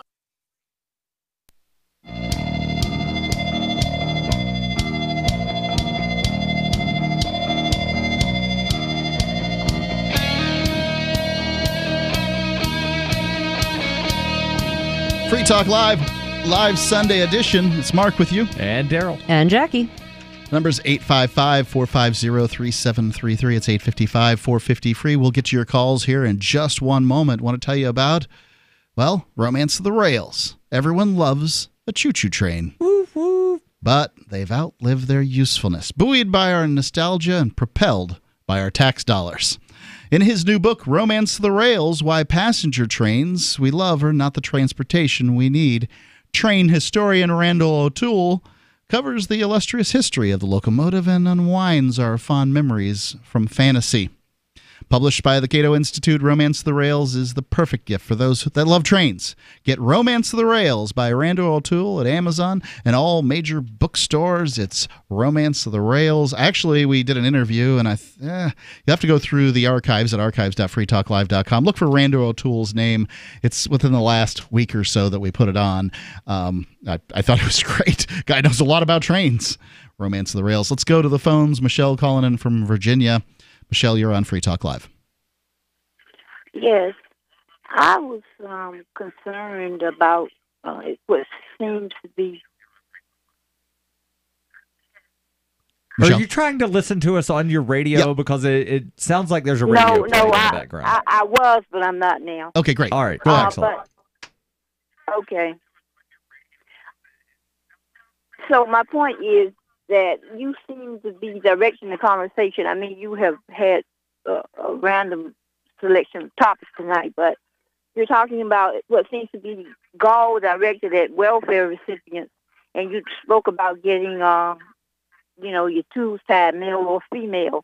And I'm just wondering why if you're incensed about taxpayer money coming out of you for certain programs, farmers are on welfare, subsidized farmers, nations get money from the United States. They're on welfare. I remember my family's from the Midwest, and there's an old saying. This is that we bury everybody 6 feet in the ground except for farmers. We bury them 3 feet in the ground so they can still get their handout for the government payout. It's absolutely true. Exactly. Yeah. So I'm just saying that why are you not counting the other recipients in the world that benefit from American welfare? Why are you zoning in on poor people? The problem is that because people will not abide by the Holy Bible, you will always have poor people. So, I mean, in other words, there's no point in even thinking about it because that's the problem. That people won't believe the Bible. So, thank you very much. Absolutely. Thank you for the call, Michelle. I'll address that. And what I would say here is that obviously, as a libertarian, somebody who doesn't believe in state influence at all, I don't think that any country should be getting money from the United States, nor do I think that, and I also would call subsidies for farming welfare too, honestly. Right, so Elon Musk and Ted Turner, they should wind up getting snipped. It's corporate welfare. Well, okay, yeah, Daryl, please don't mischaracterize my statement. My statement isn't anybody who's ever gotten welfare needs to be tackled and have their gonads ripped out, okay? It is that you would knowingly enter into an agreement that if you're going to receive or continue to receive, given, government funding in a given way, and obviously, as a society, we'd have to come to decide which programs that would be and which ones they wouldn't. The government's going to hand out subsidies, right? Like what's the old Reagan statement is that, if it moves, tax it. If it stops moving, subsidize it. And I don't know. It's something along those lines. Goes from there. So governments love subsidies. There's no doubt. And I like the point that Michelle made. I think that it's really relevant, is that there's lots of types of welfare out there, and Thank God she called in with it. I don't have that particularly rounded out. What I'm saying is it seems to me if you're going to receive money for living, then you've at that point shown that you can't handle life. And Michelle agreed, right? Like she said, if you're not living by the way the Holy Bible tells you to live, then you're gonna have a mess of your life. And maybe she's right. Actually, I think she was saying it was other people not living by the Bible and not taking care of the poor as Jesus commanded them to is why we have poverty. I don't think she was saying that it was necessarily poor people's fault, but that our society in general is not behaving biblically or following Jesus' teachings. I can't do anything about that. Yeah, Jesus was very specific about giving people food and shelter and clothing. But he was pretty specific about not taking, Jesus wouldn't have been for theft and getting funded off of theft. So no, I'm not saying that he would argue for a government welfare program. I think I'm assuming what she meant by people not living biblically, meaning we have poor people, is that people voluntarily in society are not doing all that they were commanded to do for the poor. There you go. I don't know. Now, I've got a further question because I really do want to flesh out the details of your proposal here. Somebody that takes a government job as condition of employment. Condition of employment. Don't tip me, Daryl. Yeah. You made a proposal. Why wouldn't we sterilize people who take government money in the form of a job?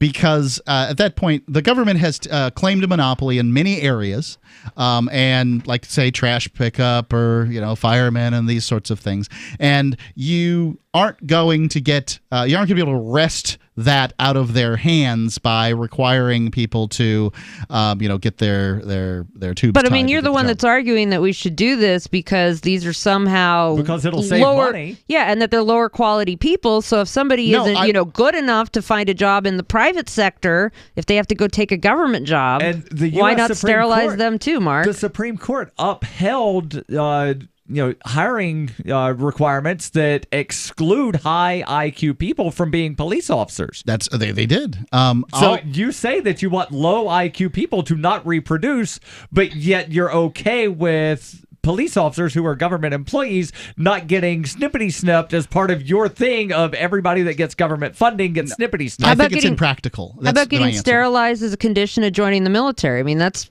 most of what they do isn't actually necessary. I think it's impractical. Giant make-work scheme. So your entire plan is impractical. Yeah. Well, we're just wanting you to be consistent with it. How about prisoners? Look, they've already gotten criteria like let's give drug testing to welfare recipients and that sort of thing. Let's give drug testing to congressmen. All I'm saying is this is something we can sell to the Democrats. Democrats love the idea of a dead baby, right? Like they're all about that. Let's give drugs to congressmen. And so give them mushrooms. I'm just saying.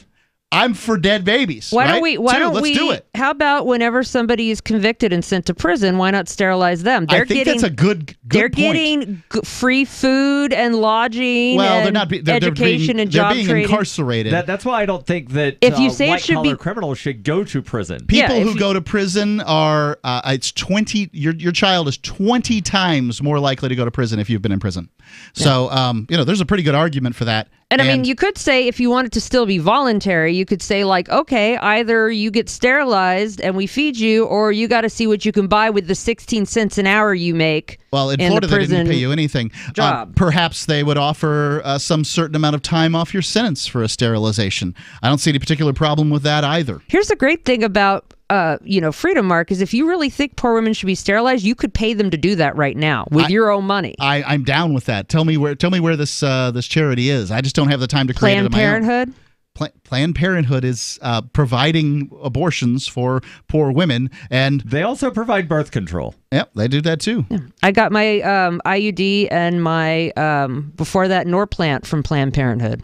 Yep, there you go. So, and like I'll point out, the vast majority of abortions in this country occur to people in the bottom quintile and the second to bottom quintile. That's the vast majority of them. And with women who already have children. Well, that's not what I'm talking about. I'm talking about income quintiles here. Yeah, but if your idea is to stop stupid people from breeding, they already have. Relate IQ to income. And there's some relation. Not a lot, not like super related. You can also look at zoning laws and regulations that prohibit people from running businesses out of their home. There are all kinds of things that you could look at. Yeah. I'm saying that there's a correlation. There's a correlation to a lot of things. I got a bunch of calls here. I see you guys are all upset. The number is 855-450-3733. Well, when Mark says stupid stuff, people got to call him out. Oh, no. I'm trying to get rid of the problem. The number is 855-450-3733. Free Talk Live. And I'm just trying to get you to be consistent in your proposal.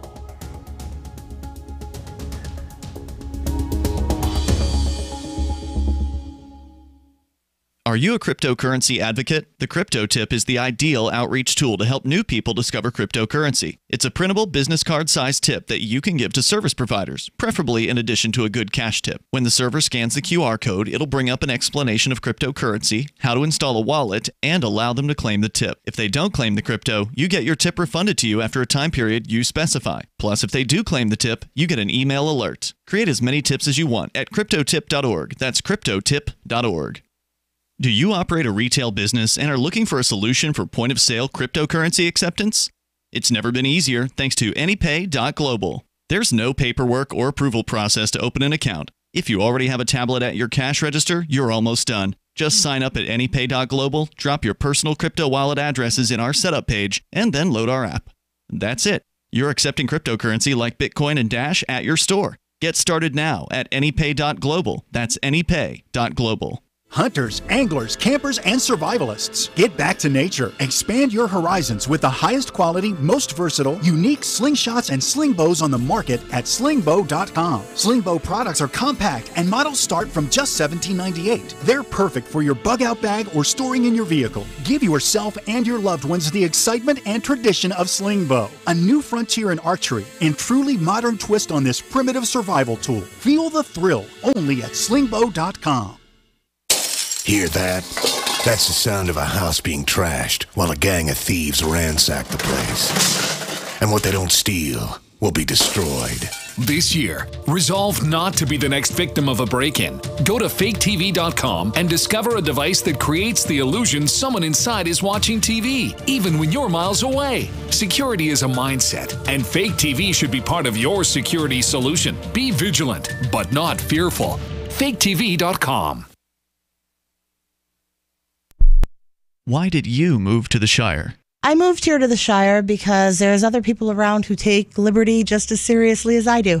I moved to the Shire because I saw videos of people challenging authority and thought that I could get support myself. It called to me, like, do this, right now. I wanted to be around people like me who got it, and once I got here, I knew there was nowhere else that I wanted to be. I've always wanted to change the world, so I moved to the Shire to join people who were actually working towards doing the same thing.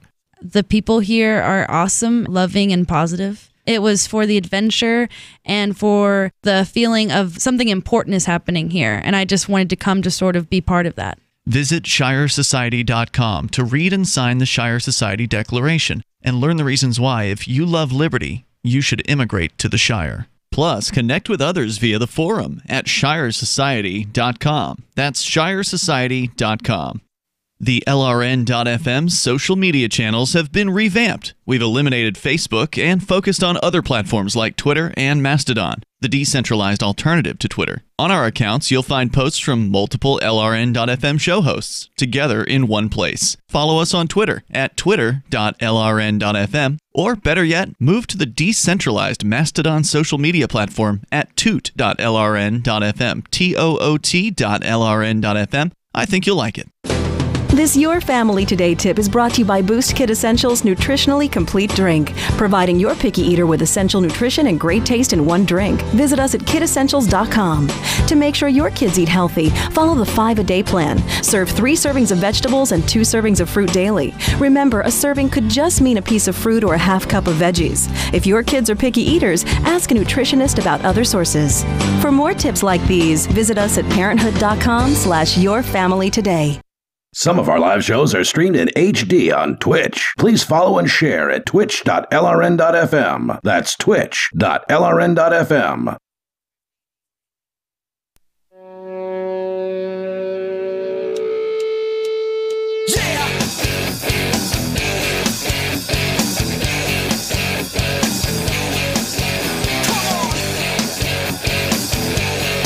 Free Talk Live.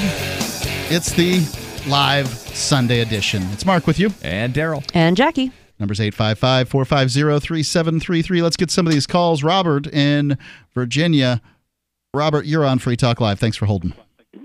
Yeah, is this speaking to me, Robert Clark, right now? What was that?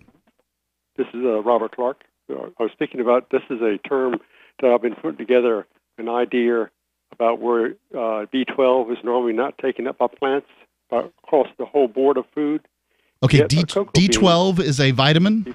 B12. Vitamin, yeah. B12. Yeah, that's the thing that vegans are deficient in because that they have to take supplements for, because if you don't eat any sort of meat or dairy product, you don't get B12 in your diet.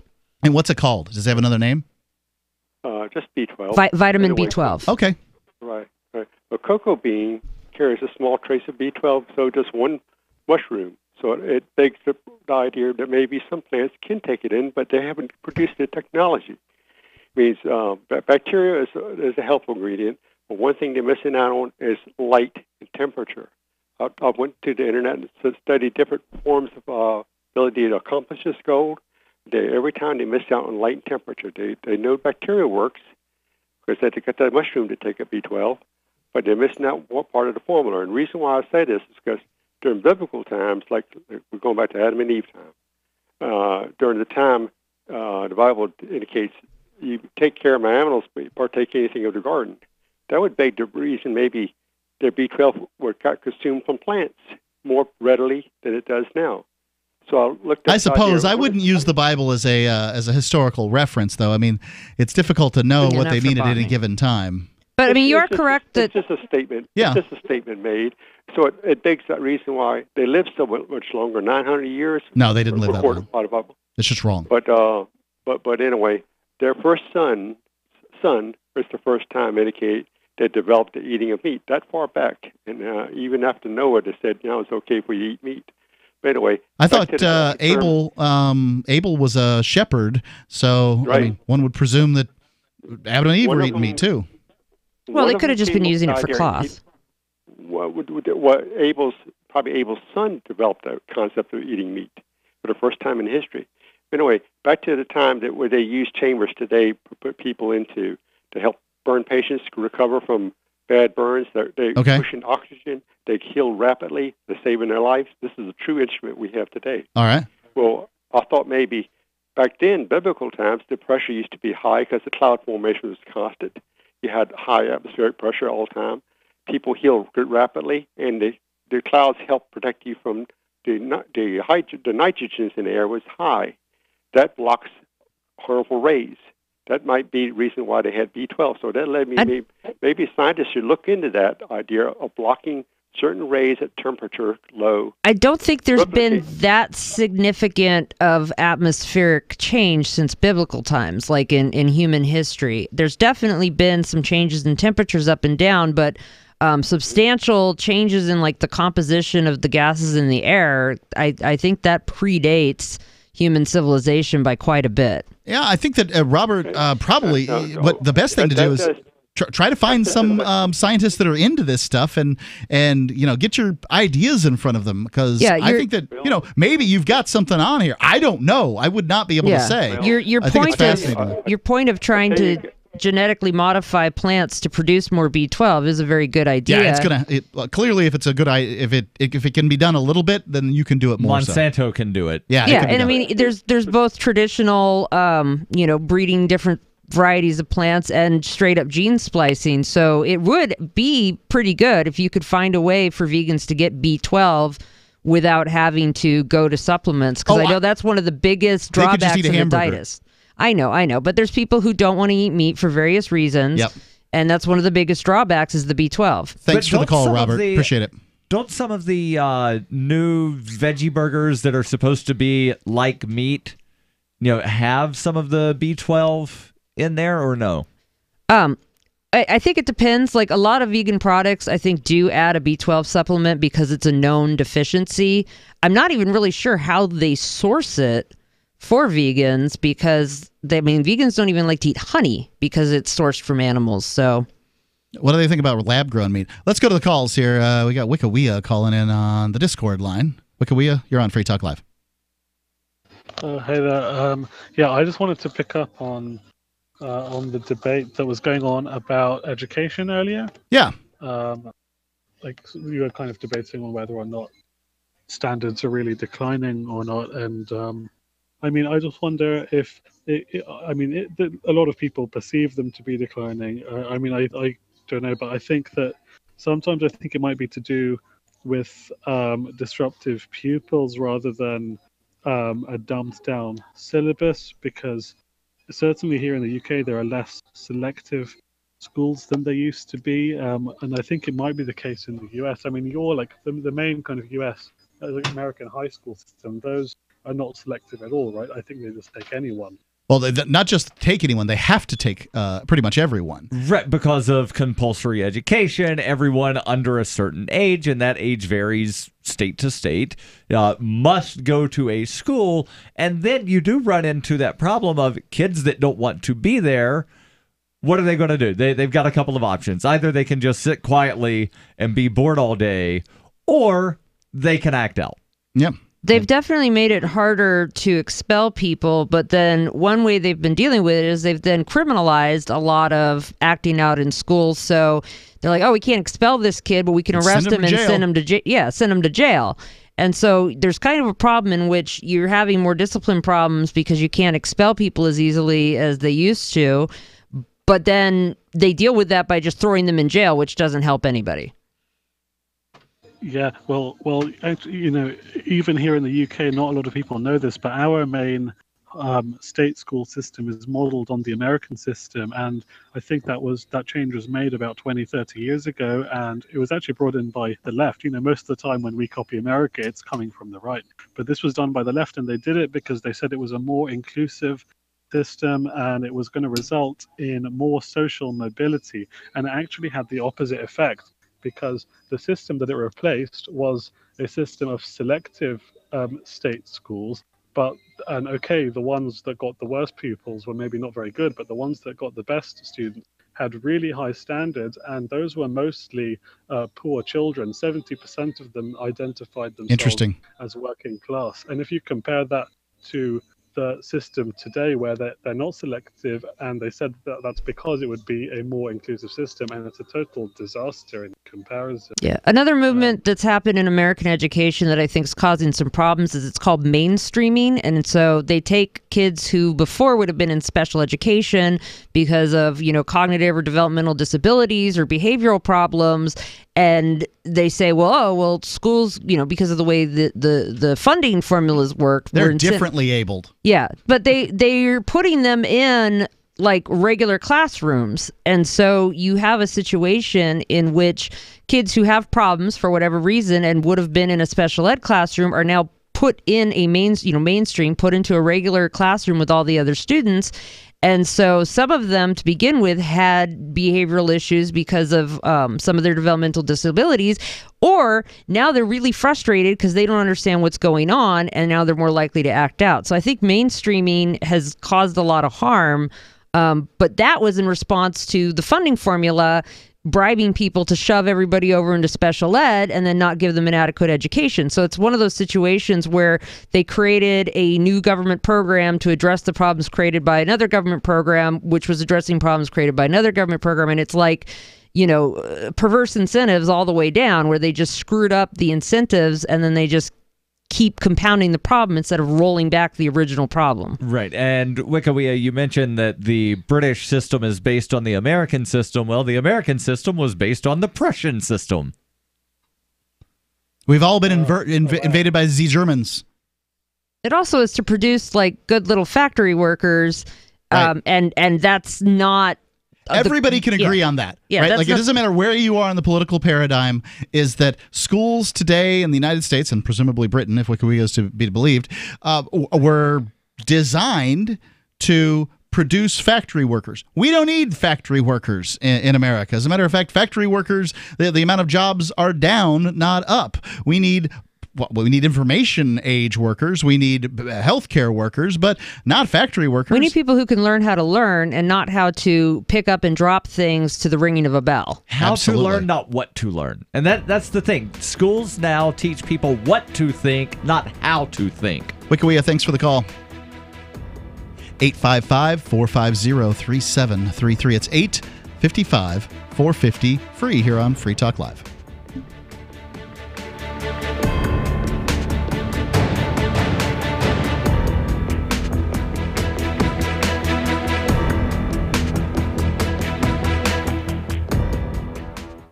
Offer not valid in all states or where prohibited by law. Loans are subject to lender approval. See website for details. Do you need extra cash to buy gifts or just to pay all those extra bills during the holidays? Well, now you can get cash fast this holiday season with a personal loan for up to $5,000 right from your phone or PC at 79cash.com. How fast can you get your cash? Well, with 79cash.com, our lenders can have your cash at your bank account as soon as tomorrow, regardless of your credit history. Just have a checking account and a regular source of income. Go to 79cash.com and you can get the cash loan you need now. So if you need cash fast this holiday season to buy gifts or pay all those extra bills, go to 79cash.com and get the cash you need. Visit 79cash.com. Type www.79cash.com directly into the address bar. That's 79cash.com. 79cash.com. 79cash.com. What do you shop for that you could otherwise buy at Amazon? Pretty much everything, right? Amazon has competitive pricing and they deliver, and that's a big plus. If you could plan ahead in your shopping, would you be interested in saving up to 33%? There's a catch. You have to do your shopping in Bitcoin. But imagine those savings. It's like a huge raise. All you have to do is go to saveitpurse.com. We've saved thousands, and you can too. Plan ahead and save. Saveitpurse.com. Did you know we've taken our LRN.FM telephone listen line to a new level with the LRN.FM audio on demand line? Now you can call 712-770-8447 anytime and listen to LRN.FM's live feed. And you can listen to a bunch of our original shows on demand. Long distance fees may apply. Just dial 712-770-8447 and choose from the menu. 712-770-8447. You're listening to the live edition of Free Talk Live. Hour number 3 is next after the news here on the Liberty Radio Network at LRN.FM.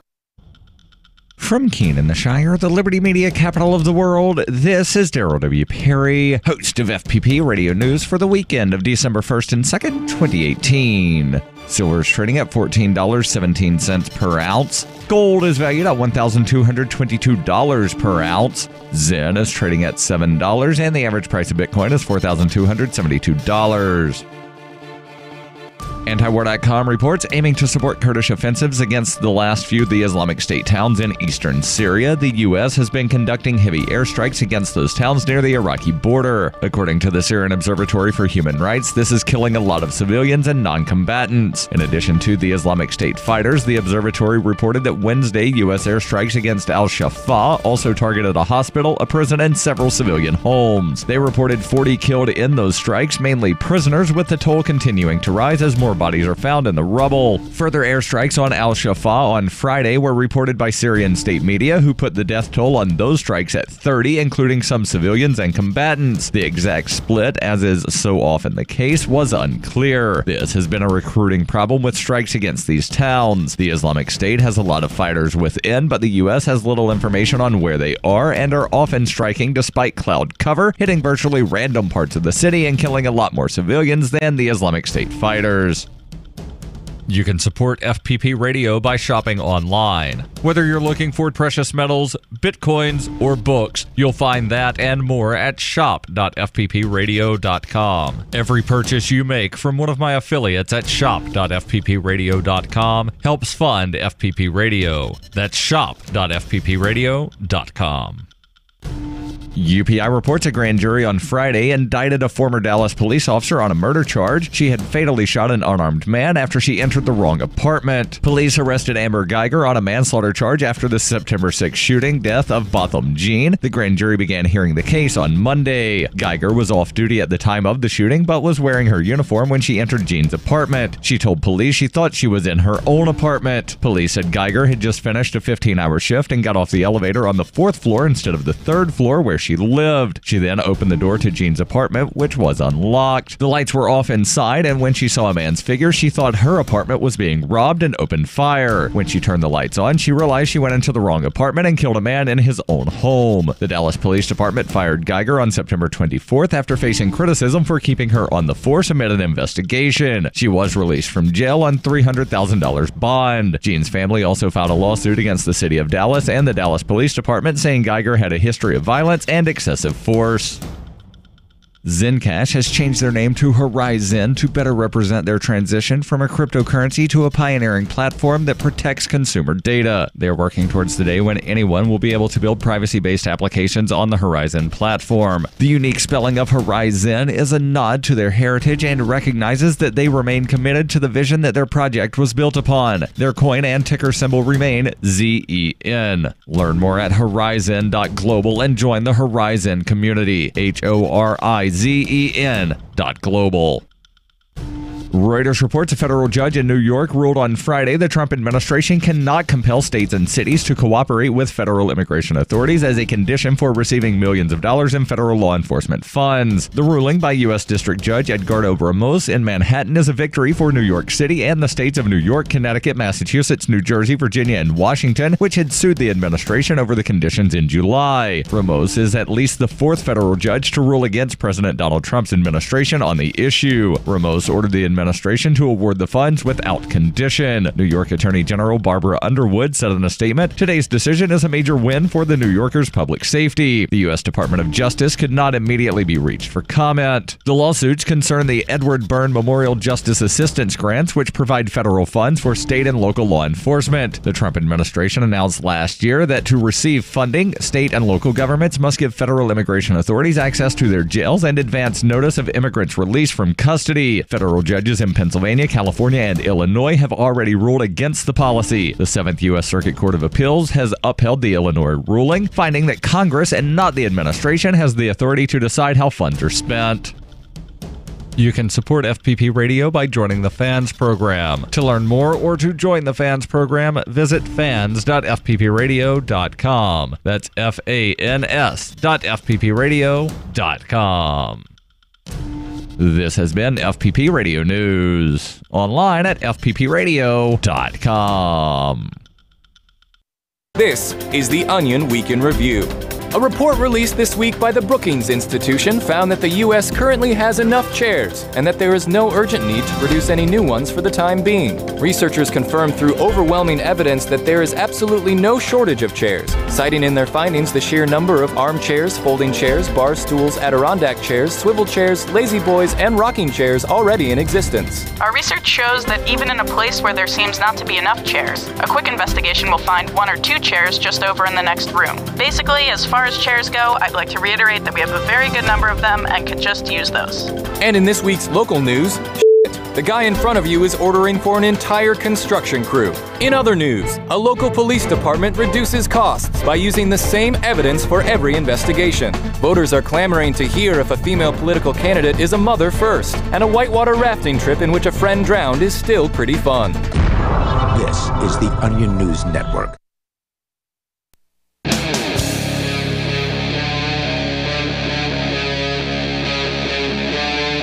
Free Talk Live.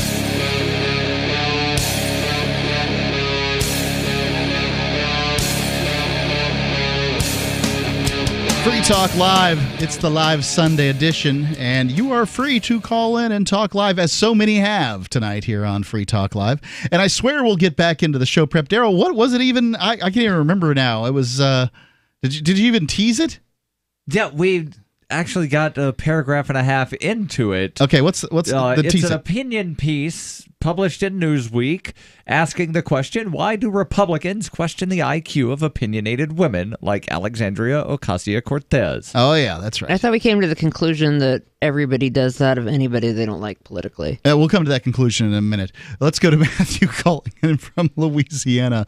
Matthew, you're on Free Talk Live. I could say something about Alexandria Ocasio-Cortez. Is it because she's a woman? No, it's because she has an economics degree, and I've heard her economic theory. I know. That's how I feel. I wish I could have an opinion about somebody without their gender coming into play. Speaking as another person with an economics degree, like, she makes me so mad because she's making the value, every time she opens her mouth about economics, the value of my degree drops. Why do you hate women? Does Bernie also make you mad?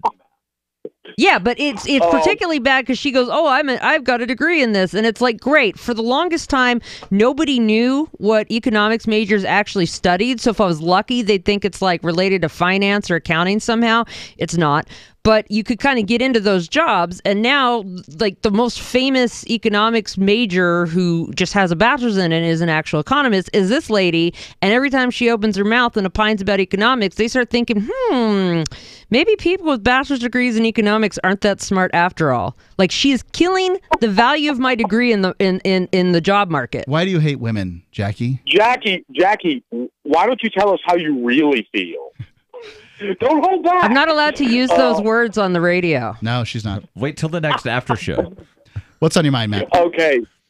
I was going to do the same thing I did yesterday, and I was going to ask Jackie and Daryl, when you hear the word conservative, what is your impression? So is this conservative as a philosophy or conservative as a person? Conservative as a person and or philosophy, either one. All right. I'll go ahead and answer first. Generally, if I hear someone call themselves a conservative or describe themselves as such, I think of somebody that just basically wants to do the opposite of whatever the Democrats want, and they don't really have any grounded philosophy. They might say that they're for small government, except, and then they list off a whole bunch of things where they're perfectly fine with large government spending. They might say, I'm for small government, except I'm for personal liberty, except, and it's just somebody that they want to control things in their way, and they don't want the, quote unquote, other side to control things their way, and I don't want anybody controlling anything. Okay, that's good. Jackie, if you would be. So I'd have to agree partially with Daryl in that I think, unfortunately, a lot of times people calling themselves conservative these days really aren't. I do think there actually used to be a coherent conservative ideology, and some people do still cling to that. And it was one where they wanted a smaller government because they supported other social institutions that would take care of a lot of the functions of government, like they would do things through their churches or through their local fraternal order or Grange Hall. They're people who believe in, what they consider to be the quote-unquote traditional family, which actually is sort of a historical aberration, but sort of the American nuclear family. They like they do like kind of authoritarian institutions like the military and like sort of top-down, religions like most Christian denominations. And they kind of have a idea of like a certain social order, and that if this has been working, let's not change it up. Because anything else would be cultural Marxism. Yeah, well, that's just that. I mean, I'm trying to give a nicer definition of conservatism. I think a lot of them have nostalgia for something that didn't really exist. They have this idea of like the 50s that come from television or from sort of the selective memory of their childhoods when they were shielded. You mean like Michael Moore and his lionizing of labor unions? Yeah, like in the 1950s? Yeah, a lot of people. He's a conservative too? Yeah. Well, a lot of people were shielded from the harsh reality of the world by their parents. And so, most people today who talk about the 50s, if they have any memory of it all, it's from their childhood. If you look at what was actually captured and portrayed as the 50s in media, it's not accurate at all. And if you look at the experiences of anybody who was not a, heterosexual, Christian, able-bodied white man, it wasn't that great. But they're looking at just the world through the eyes of that very particular demographic and thinking that's how it was for everybody. And now things have gone downhill. Like I had somebody try to tell me the other day, oh, the 50s, everybody was more civilized. And this was on Facebook. So I replied with a picture of Emmett Till after, at his open casket funeral after he'd been beaten to death because they thought that he was flirting with a white woman. Like, how is that civility when they were still beating black people to death for just being around white women? Like, that's not civility. That was in fact in the 50s. I mean, yeah, that was in the 50s. Okay, very good. Thank you. Yeah, so it's like, conservatives get yelled at in restaurants now. We're less civil. Well, we're not going around, beating people to death as often as we used to. I'd say we're more civil. I don't know. If you talk to any of the people who go up against Antifa, they'll mention something about bicycle locks upside the head. I mean, so the beatings will continue until morale improves. Antifa isn't out routinely lynching people. Well, Emmett Till is a specific instance as opposed to routinely lynching. People were still getting routinely lynched into the 50s. I would have to see how many lynchings and then in the occurred, 60s, I believe, is when they started bombing churches with little girls. Let's just go ahead and agree that violence is a poor solution for problems. Yeah. And this is a significantly less violent time. And that if Antifa ever steps up with me like that anywhere near my kid, I'm going to beat them down. Yeah, but people are saying we're less civil now because rich white men are getting yelled at in restaurants, and it's like the period that has to do with people who are on the media or politicians. Yeah. I mean, if you go out and you voice and you let your voice be heard, expect people to have opinions on it. I don't think you have a right to eat in a restaurant based on your political opinion or not on your political opinion. And if somebody's rude to you in a restaurant, just don't do business in that restaurant. Yeah, if you want to see how civil the past was, just look at the footage of when they integrated the schools and all the things that people were yelling at black children when they went into white schools for the first time. Like, the past was only it was only civil if you were anybody, like the small minority of the population. Life was never like Mayberry and Leave It to Beaver. Sorry, that was kind of a tangent, but conservatives believe, one of the things I think is liberals believe it too. Yeah. That's the point I'm trying to make is that Michael Moore believes that the 1950s were great because unions were really working. Oh yeah, no, then. definitely. Everybody's but I got news for you. Unions don't even exist. They died.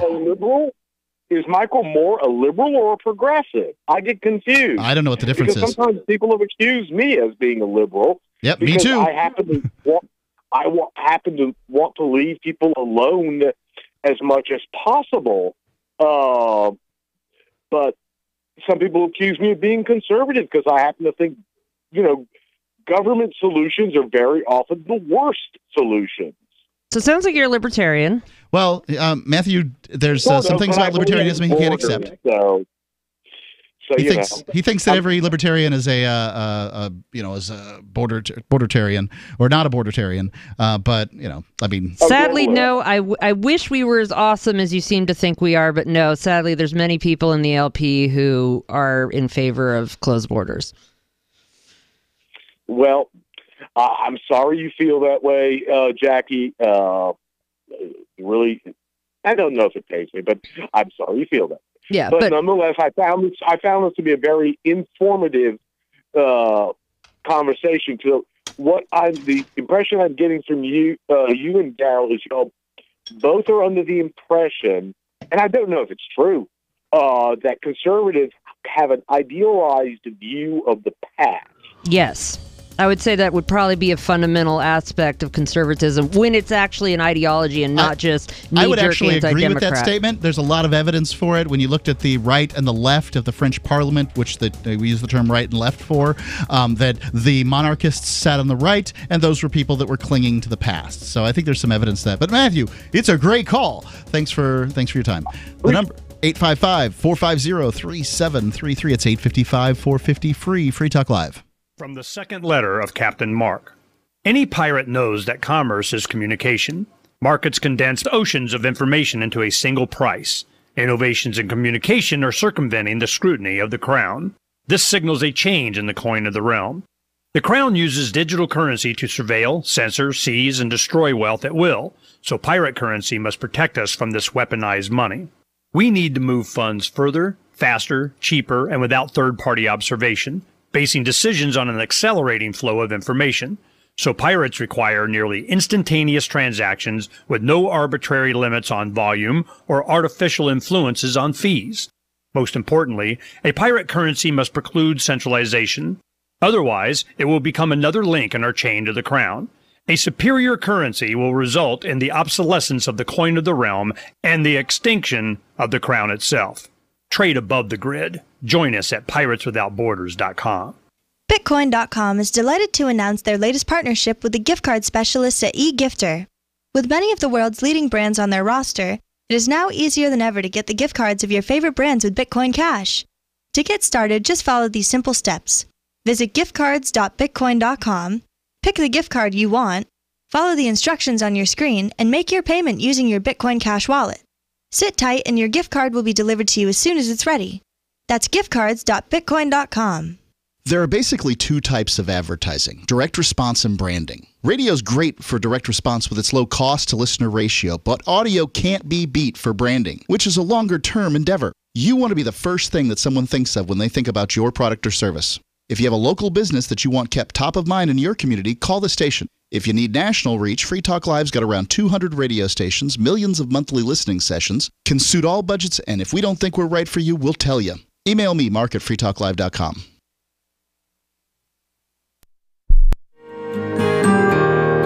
So the protection of life, liberty, and property is what the Free State Project is all about. But it's an effort to move 20,000 people who understand. It's about demonstrating to the entire country that, yeah, we can have a free market, a truly free market. Making it just a freer, great place to live. It's the world's largest voluntarist libertarian community, and it's only getting bigger. That's amazing, to be able to move to a place where other people passionately believe in being free and independent. What the Free State Project is managing to do, though, is to put their money where their mouth is. Physically getting up across the country and saying, let's go someplace and let's demonstrate the power of these ideas. There's a lot of kind of philosophy that surrounds liberty. There's a lot of thinking about it and talking about it. But here in New Hampshire, people are doing it. 101 Reasons Liberty Lives in New Hampshire, a documentary by Free State Project Early Movers. Watch it free at 101reasonsfilm.com. 101reasonsfilm.com. If you want to know the latest about Free Talk Live before we go on the air, all you need to decide is how you want it delivered. It's your choice. Visit news.freetalklive.com. You can get emailed announcements and participate in contests via our email updates list. Plus, we have a Twitter account that you can follow and a Facebook page where you can become a fan. So visit news.freetalklive.com to get news about Free Talk Live as soon as it's announced and the way you want it delivered at news.freetalklive.com. That's news.freetalklive.com. Looking for a great real estate investment? Consider New Hampshire, which is ground zero for the Liberty Movement. Your first call should be to Mark Worden from Porcupine Real Estate. He's more than just a real estate agent. He's your New Hampshire concierge. Where are the best places to live? Do you want farm, city, the burbs, or forest? Do you want a duplex or multifamily building so that renters pay your mortgage? There are homes in all price ranges in New Hampshire, and Mark can help with financing too. Invest in liberty and property. Mark Worden can help. PorcupineRealEstate.com. Love what we do? Please help support our international satellite channels at patreon.lrn.fm. That's patreon.lrn.fm.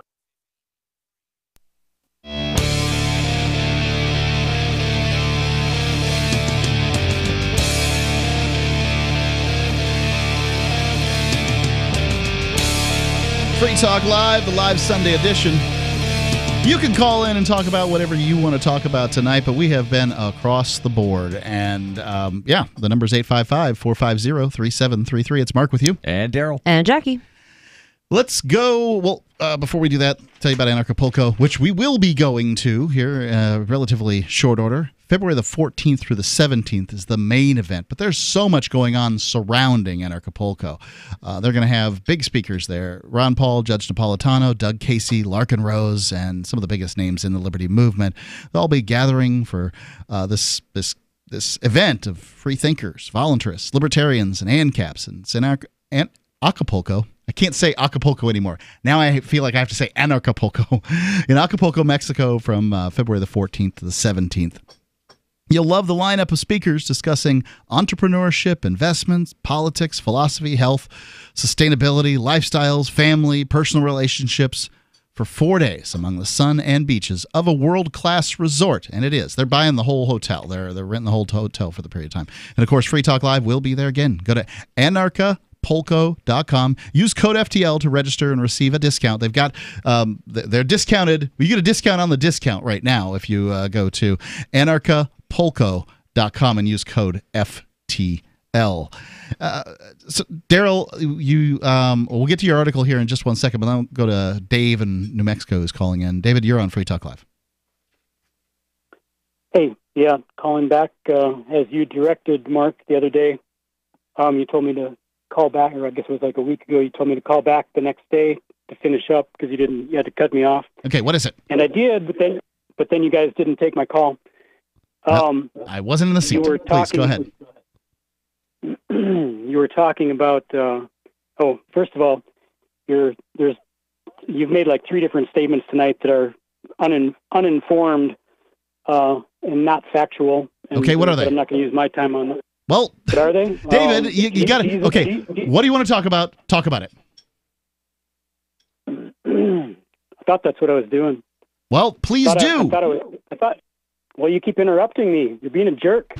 Now you'll hit the dump button because I called you a jerk. Nope, jerk is not something you can say on the radio, and my wife calls me that all the time. Please, Dave, go ahead. Less foreplay, more action. Right. The fact that I react to something you say is not mean I'm interrupting you. We're having a conversation, and that's what Free Talk Live is. It's a conversation. If you want to direct that towards what you want to talk about, please do so right now. Yeah, you're having an East Coast conversation, and I'm not from the East Coast, so I'm not going to be you. I'll be myself, no matter how much of an a-hole you think I am. I don't think you're an a-hole. I just want you to get to your point. We'd have been to my point about 60 seconds ago if you guys weren't East Coast. Anyway, I don't know what that means. I don't know. You were now you're interrupting me again. You're going to destroy my train of thought again. I'm not destroying your train of thought. You're saying I'm East Coast. It's a terminology I'm not familiar with. I don't know what that means. Does that mean that I just need to turn the show over to you and let you do your thing? Mark, I'll explain it to you after his call. All right. Thank you. You were talking about. Let me look at the note. Oh, you made a statement that you didn't. This is just one thing that you said in that conversation. Which conversation are you referring to? Is not the one that you interrupted in the middle of it and told me call back the next day, and then you didn't take my call. And it was. You're going to have to recap, David. We don't do it that way. I am. I'm just not doing it East Coast. East Coast. You were talking about shared custody as one of the things, and you made the statement that you couldn't understand how shared custody could ever work, like your modern ways that you traffic children in this day and age. That's only been done for like the last 3 or 4 decades, so the last 30 or 40 years of how you, Mark, traffic children through your government. Because you agree with it. Before that, the government left families alone. But you are an advocate of not leaving families alone. Okay? I don't know what you're talking about. And one of the stupid things. Now, I can't hear you because I'm talking, and I didn't yield the floor yet. So if you want to exercise your East Coast and your radio prerogative, then go ahead and be a jerk. But I wasn't done talking. And what I was saying is that you said that you didn't see how shared custody could even work. I was inferring that to mean that you thought that two parents have a child and you split up, and that one parent should get full control of the child and the other parent should just be, and this is FCC legal, a goddamn visitor in the child's life. You said that. I'm not sure now, the GD did I misunderstand what you're talking, and I'm not hearing you because I didn't finish my statement yet. So, did I hear you correctly, or am I misunderstanding what you said? I yield the floor, East Coast. Thank you. So what I would say is that I find it complicated for a child to bounce back and forth daily between parents. The idea they're just going to sleep daddy's house one night and mommy's house another night and these sorts of things. I think the best thing for kids is to have a family where everybody stays together. But that's not possible all the time.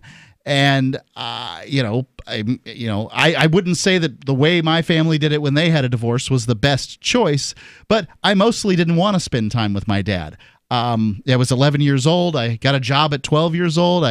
He felt a great deal of animosity surrounding that. So, I wouldn't use that as a model. I'm simply saying that I find it complicated that a kid would be bounced back and forth in a dual custody situation unless the parents live very, very close. If they're on the opposite side of town or the opposite side of the county and then the kids go in school, in some cases don't even live in the same school district, I find it highly problematic. Jackie? I have a friend who has that arrangement with his ex-wife. They actually split up, I think, when their daughter was less than a year old. He spent a lot of money on an expensive lawyer to get 50-50 custody. She does go back and forth every other night. She's 13 now. She's been doing this for 12 years, and she's just fine. Now, they do have to live very close to each other in the same school district.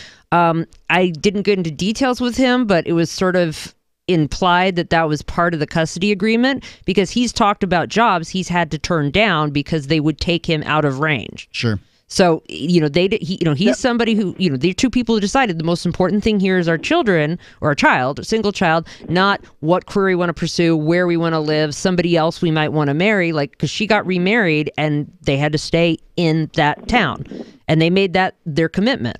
So you can do it if you make the well-being of the child the number one thing, and not, I'm going to move wherever I want for my career because I have a new boyfriend. Go ahead, David. Yeah. And so you noticed I didn't say a damn word while you were speaking, because you had the floor, and I'm not East Coast, and I don't talk over people. And Jackie made one of my points. Thank you, Jackie. And that is that it can be done, and therefore it's my opinion, and apparently some other people's opinion, that it's not up to the courts to make a blanket rule that applies to everybody in the world because there's some little god sitting on an elevated stand in a black robe. That's BS. And the other thing that I heard you say, Mark, is I heard you say best twice. Twice you said best. So some idiot, like if Mark was the idiot judge in an idiot courtroom 5 seconds. Sitting on an idiot... Pardon? Okay. I said 5 seconds. That you would subjectively decide for anybody that came before you. Thanks what for the is call. best. 855-450-3733. It's 855-450-FREE. Free Talk Live. We know you've had Dragon's Breath in the morning, but you've got to experience Dragon's Breath at night. Wolf Hill Ammo's Dragon's Breath, an incendiary shotgun round in 12 gauge, 20 gauge, and a 410 with an amazing muzzle flash and a fireball that launches up to 125 yards. Pure fun to shoot. At Wolf Hill Ammo, we love shotguns and offer the best specialty shotgun ammo on the market. Visit wolfhillammo.com to see our large selection of specialty shotgun ammo at great prices with flat rate shipping. wolfhillammo.com. Want revenge on the common housefly? Well, after 10,000 years, someone has finally come up with a better way. The Bug Assault, a miniaturized shotgun, which utilizes ordinary table salt as ammunition. Non-toxic and no batteries required. So much fun, you'll forget you have a wife and kids. Makes the perfect stocking stuffer. Get your Bug Assault today and save $10 on the Bug Beam Laser Combo, only at bugassault.com.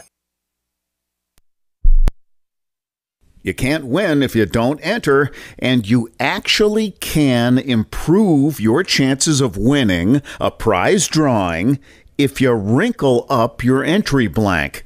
I'm Holland Cook from survivalspeech.com, and I speak from experience.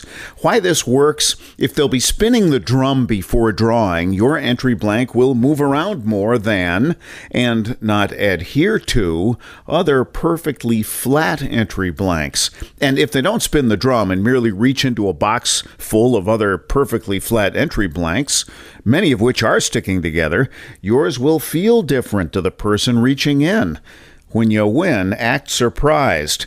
And if you're looking for work, this is a metaphor. For more tips on sticking out in a world where just too much blends into the blah, blah, blah, hit survivalspeech.com. I'm Holland Cook. Are you tired of governments murdering people around the world? Stop using their money. There is an alternative. Bitcoin is a stateless, free market, non-political currency. Bitcoin cannot be inflated or controlled by any government. By using their money, you are helping the state. Stop doing it. You have an incredible alternative available now. Learn it, use it, spread it.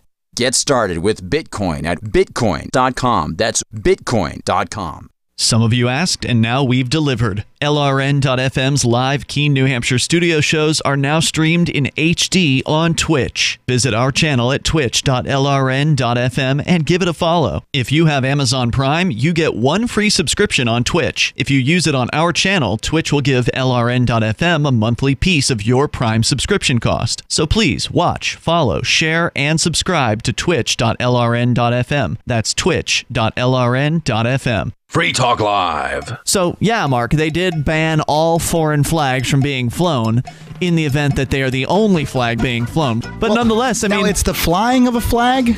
$50 fine and 30 hours of community service. That's dumb. This doesn't really even affect What do you think, this is the land of the free? Most of the Mexican flags I see are CDs hanging from people's rear view mirrors, stickers. I think we could qualify that. That's not a flag. It doesn't look like a flag. Got them colors on it. No. We're going to charge you $50 fine. $50.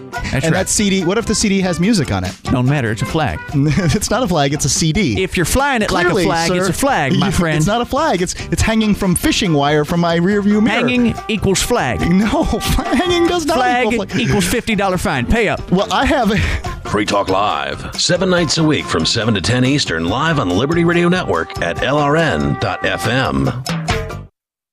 Now you can follow LRN.FM on the decentralized Mastodon social media platform at toot.lrn.fm, toot.lrn.fm.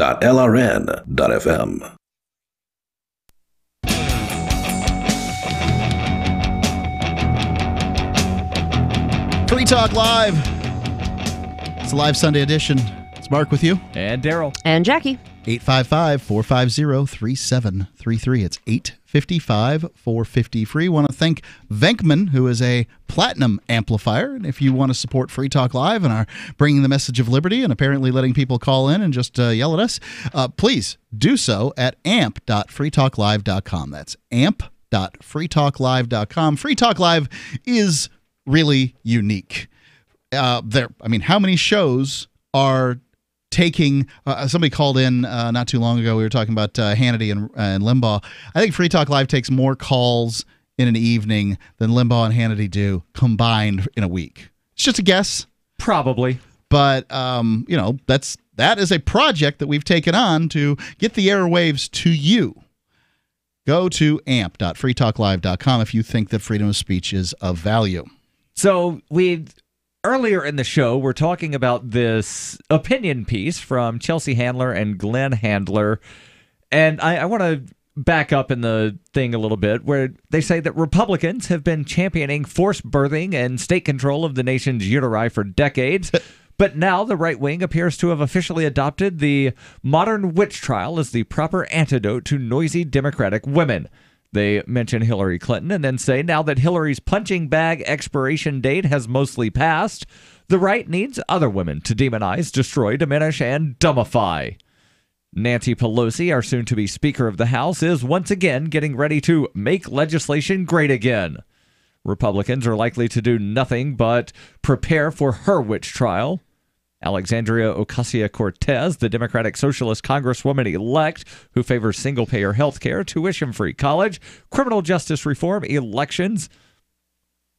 What member of Congress doesn't support elections? But also living wages, campaign finance reform, paying attention to science, and other progressive policies has recently become the right's favorite piñata.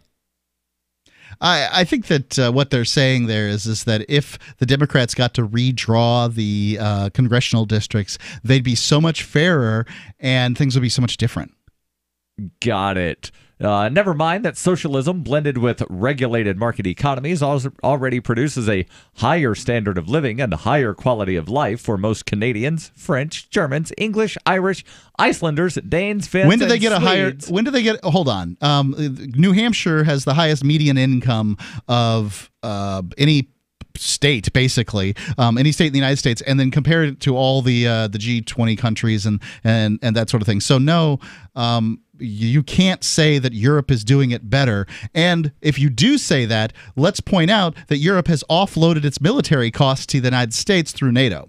I'd also like to point out that none of those listed economies are socialist. They are capitalist economies with social welfare programs. Right. That's why it says socialism blended with regulated markets. Yeah, except it's not socialism. Socialism is state ownership of various industries, and I don't know. I mean, like, literally things like public transit and healthcare, but not really. Like, they're not really socialist. Like, the capitalism is the engine that pays for the social welfare programs, and people need to understand that there's a distinction. There's the way you structure your economy, capitalist versus socialist, and then there's, okay, what do you do with the tax revenue? How much do you take out? What do you pay for it? You can have a super capitalist economy and then just tax it a bunch and give everybody a lot of welfare programs. You can do that without it being a socialist economy. Let's go to the phones. We got ANCAP86 on the Discord lines. ANCAP, you're on Free Talk Live. Hey guys, this is Riley from Utah. I just wanted to talk about welfare.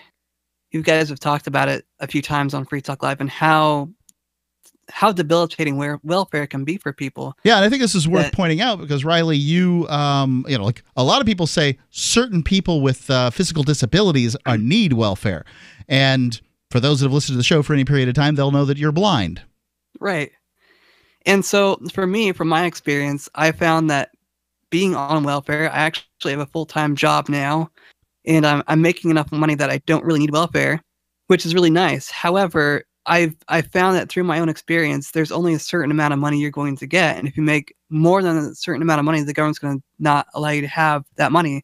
Right. And that causes people to not want to work and benefit their lives because, I'm going to lose that benefit that this government is stealing from someone else to hand to me. And to me, it's nicer to have my own resources coming in on a monthly basis that I'm getting from work and being able to provide for myself and being able to be upwardly mobile rather than stagnant in an economy that needs people who are willing to put work in.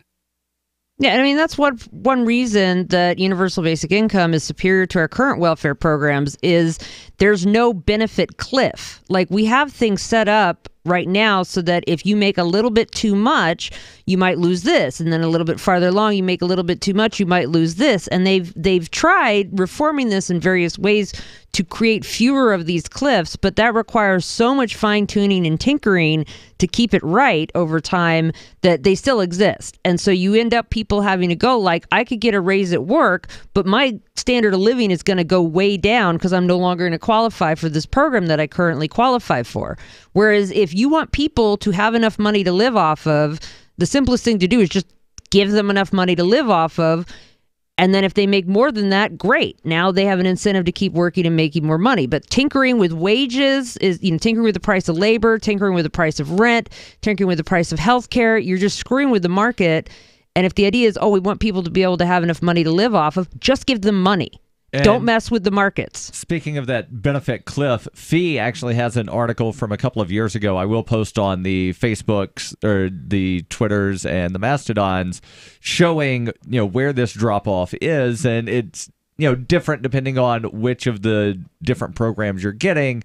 But there's definitely a point to where, some people wind up getting just a huge drop in their overall by making income. $1 more per year. And it's like, Mark, I made you scream in horror earlier when I said universal basic income. Oh, yeah. But I'm not saying we should have that in addition to what we have now. I say throw out not only our welfare programs, throw out minimum wage laws, throw out overtime laws, throw out liberals all and price you controls. Don't have the guts for UBI because you give out a UBI of $1,000, $1,500, $2,000 per month to your average idiot, and that person, some of them are going to use it to buy drugs, and then they're going to be hungry, and their kids are going to be starving, and you're telling me that you've got the intestinal fortitude to let children starve rather than give out a new government program that just handles the kids. And I'm saying that if we had UBI, which would deal with most people who currently need government assistance problems, then private charities that are willing to go in and deal with the whole family situation with the drug abuse and everything else that they need would be more than enough to take care of what's left. And as I understand, UBI, as is often proposed, the child would also get the check. It wouldn't just be the parent. Well, what if the child's 5? What are they going to do with a check? Cashes the check on their behalf. And then does whatever they want with the money. But there is a check. You were... if I understand what you were saying correctly, you thought that only the parent would get money and there wouldn't be money for the children to eat. I'm saying there would be money coming in for those children as well. And the parents are going to spend that on drugs.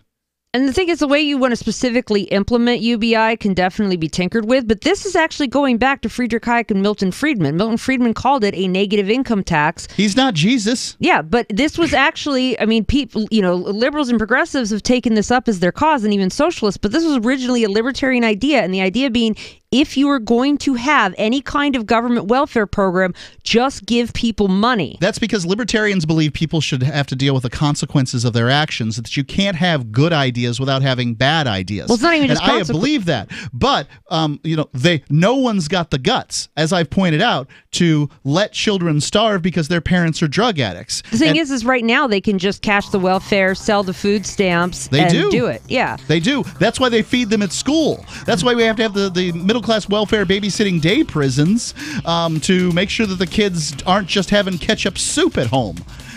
That's the problem is that, well, stupid people have children at a higher rate than smart people do. Thanks for the call, Riley. Really appreciate it. You're welcome.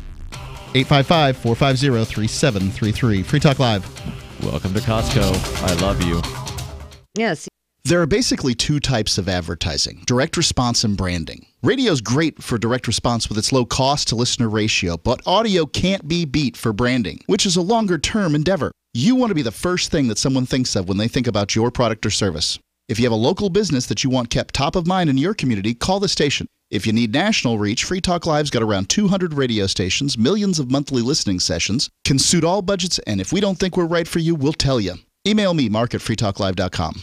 Are you a cryptocurrency advocate? The Crypto Tip is the ideal outreach tool to help new people discover cryptocurrency. It's a printable business card-sized tip that you can give to service providers, preferably in addition to a good cash tip. When the server scans the QR code, it'll bring up an explanation of cryptocurrency, how to install a wallet, and allow them to claim the tip. If they don't claim the crypto, you get your tip refunded to you after a time period you specify. Plus, if they do claim the tip, you get an email alert. Create as many tips as you want at cryptotip.org. That's cryptotip.org. Normal blood pressure, naturally. How would that make you feel? I'm Don from New Mexico. January of 2000, I had a heart attack. Then my real health began going downhill. I had high blood pressure, diabetes, poor vision. I wasn't sleeping well. I was a mess. Don reports dramatic improvements with Heart and Body Extract. I started taking Heart and Body Extract. From within a few days, I started sleeping better. My blood pressure normalized. My diabetes normalized. My sleep improved. Experience these benefits and more when your body heals itself with the assistance of Heart and Body Extract. Order at hbextract.com or call 866-295-5305. That's hbextract.com or call 866-295-5305. And folks, I did not expect this at all. By the 7th, 8th, and 9th day, I saw dramatic improvements from taking Heart and Body Extract. Heart and Body Extract comes with a 100% ironclad money-back guarantee. Details at hbextract.com or call 866-295-5305 for Heart and Body Extract. Is spreading the message of liberty, cryptocurrency, and peace around the globe worth $2 per month to you? As you may already know, in addition to our internet feed, LRN.FM broadcasts on free-to-air satellite across North and Central America, as well as Sub-Saharan Africa. And we've been available on satellite for free 24/7 since 2010. The LRN.FM free-to-air satellite signal is reaching some of the most oppressive regimes in the world, and there's no doubt our ideas are making an impact. You can learn more about the channel's impact by watching the 3-minute video at fund.lrn.fm.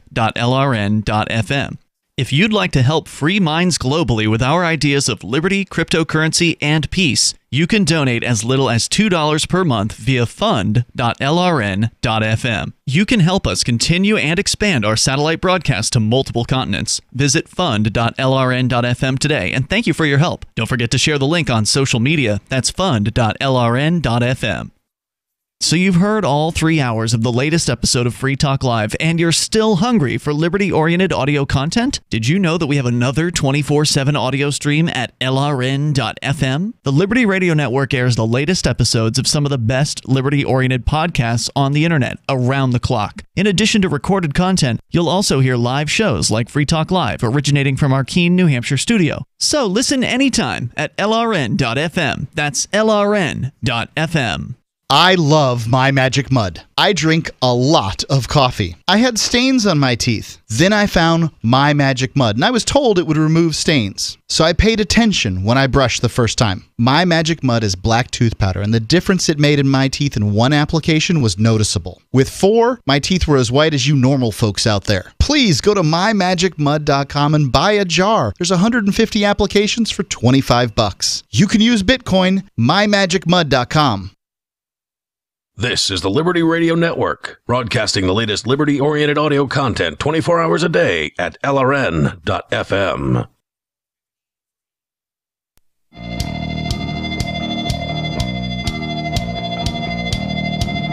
It's the final segment of the Sunday night edition of Free Talk Live, and it's Mark with you. And Daryl. And Jackie. I'm not going to give out the numbers because we've got some loaded phone lines, and I hope to get through them. Let's go to Jonathan calling in from Florida. Jonathan, you're on Free Talk Live. What's on your mind? Hi, guys. You guys were talking about UBI, and I was wondering... Universal Basic Income?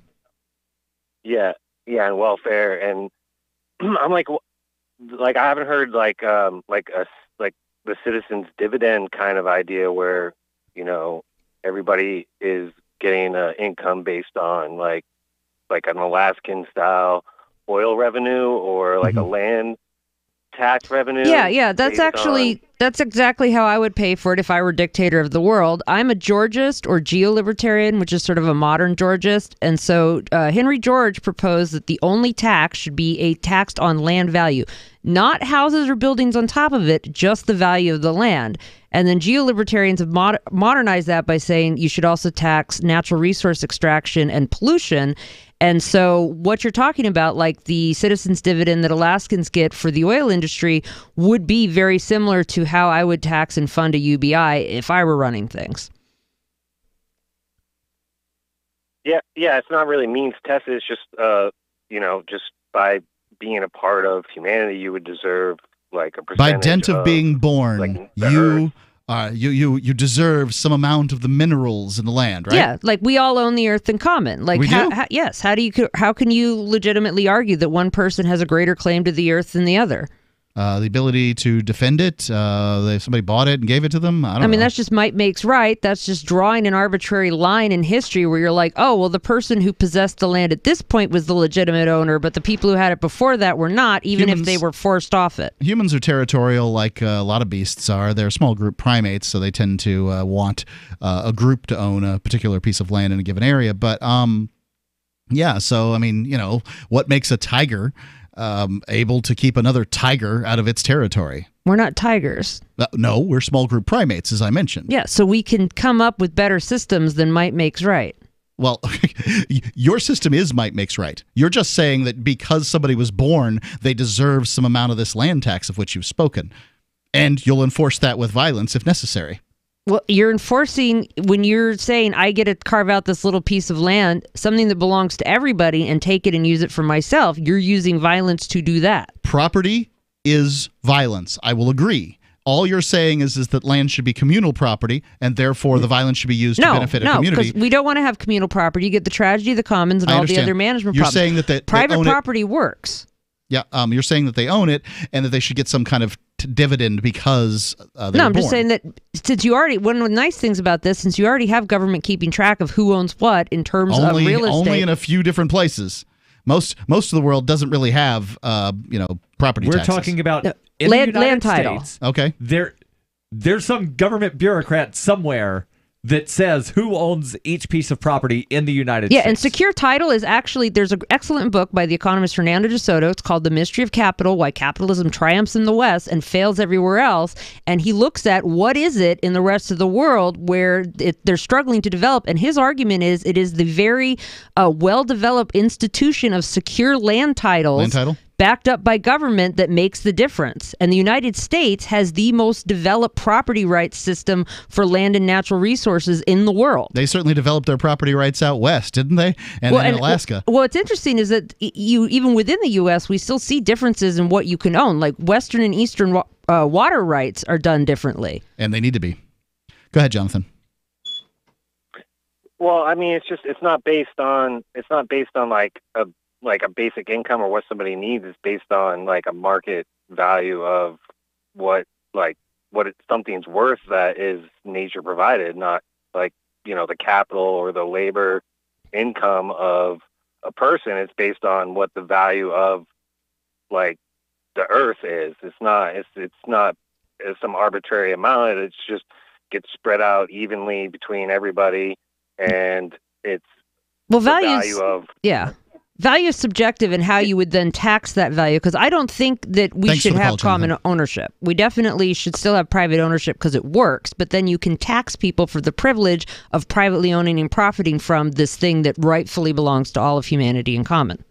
Now, on your Georgia's land value tax, would you wind up taxing, because current property taxes are based on the value of what is on the property? Yeah, you would not tax that. Georgia would tax the value of the land. Now, the great thing about taxing the value of the land... I bet it goes up when the government starts taxing it. And the thing is, the great thing about taxing the value of the land is that is an incentive for people to develop a piece of land to its highest valued use. So you're going to see much more efficient use. You're not going to see as much suburban sprawl. You're going to see, better, higher buildings. And so you get a lot of environmental benefits as well when people have the incentive to use each piece of land as much as possible. Let's go to Steve calling in from South Carolina. Steve, you're on Free Talk Live. Hey, I just wanted to make a comment about that angry West Coaster. Yeah, he's in New Mexico, so I don't know if that qualifies as full-on West Coast. Call him a Southwester, I guess. Yeah. Anyway, it's clear that when he went to court, his judge gave his ex-wife custody of his children and gave him visitation, and he didn't get any true.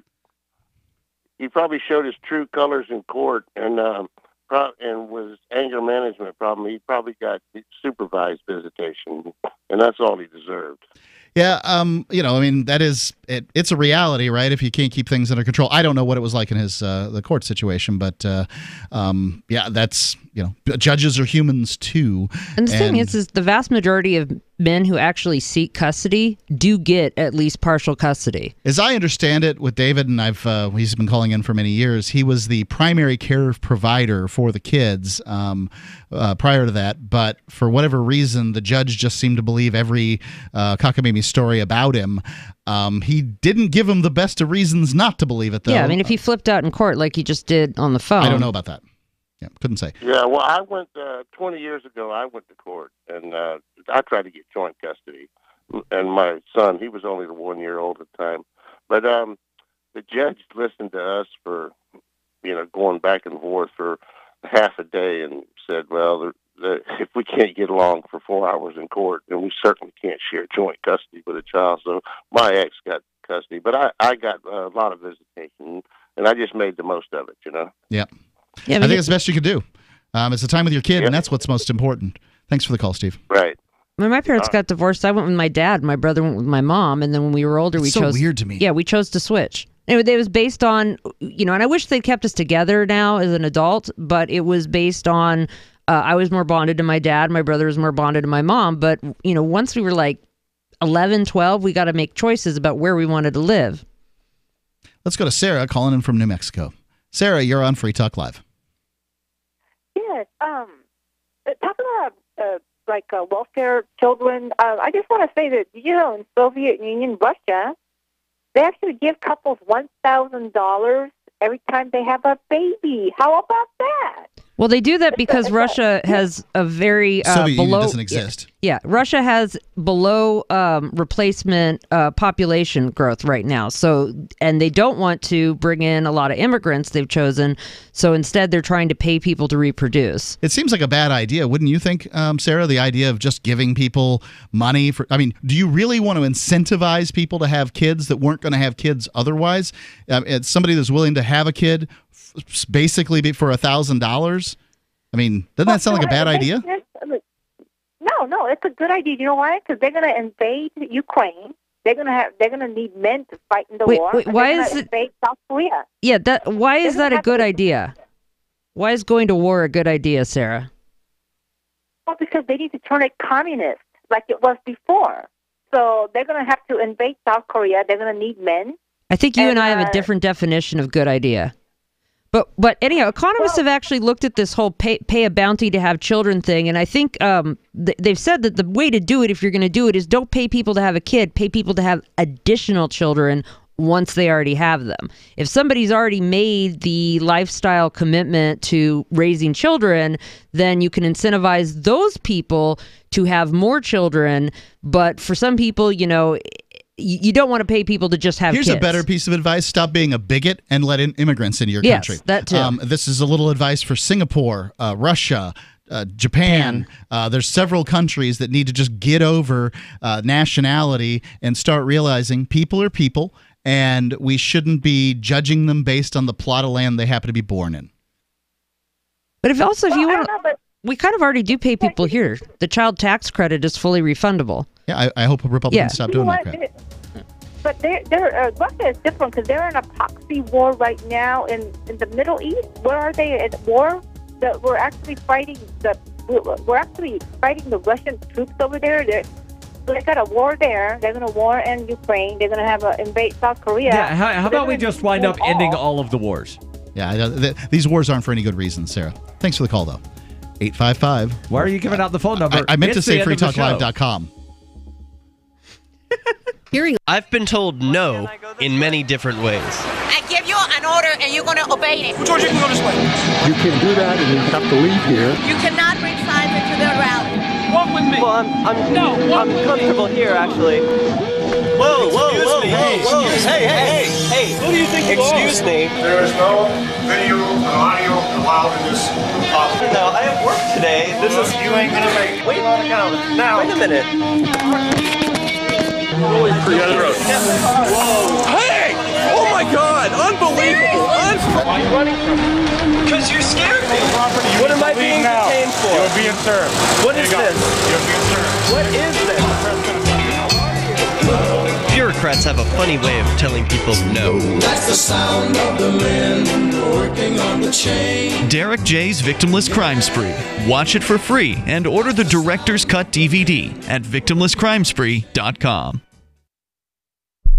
So you've signed the Shire Society Declaration and are planning your move to New Hampshire to be around more liberty-oriented people. Next, sign up for the Shire Society Forum at forum.shiresociety.com. There are a bunch of people there who are already in the Shire, and they want to meet you. If you're already in the Shire physically, you should also come by the forums. Remember, not everyone uses Facebook. New people are signing up for the Shire Society Forum every month, so drop in and say hello at forum.shiresociety.com.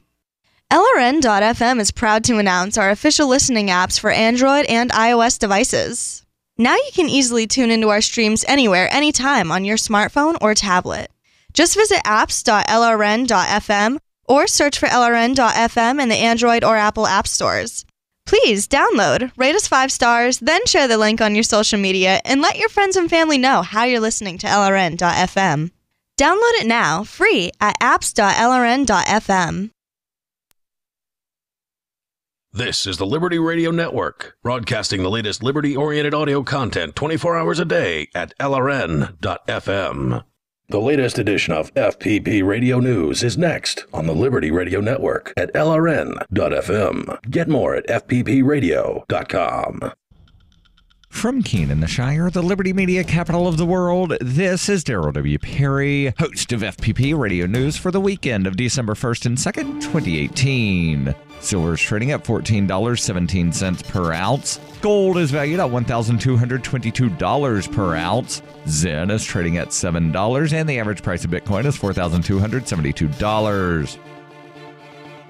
Antiwar.com reports, aiming to support Kurdish offensives against the last few of the Islamic State towns in eastern Syria, the U.S. has been conducting heavy airstrikes against those towns near the Iraqi border. According to the Syrian Observatory for Human Rights, this is killing a lot of civilians and non-combatants. In addition to the Islamic State fighters, the observatory reported that Wednesday U.S. airstrikes against Al-Shafa also targeted a hospital, a prison, and several civilian homes. They reported 40 killed in those strikes, mainly prisoners, with the toll continuing to rise as more bodies are found in the rubble. Further airstrikes on Al-Shafa on Friday were reported by Syrian state media, who put the death toll on those strikes at 30.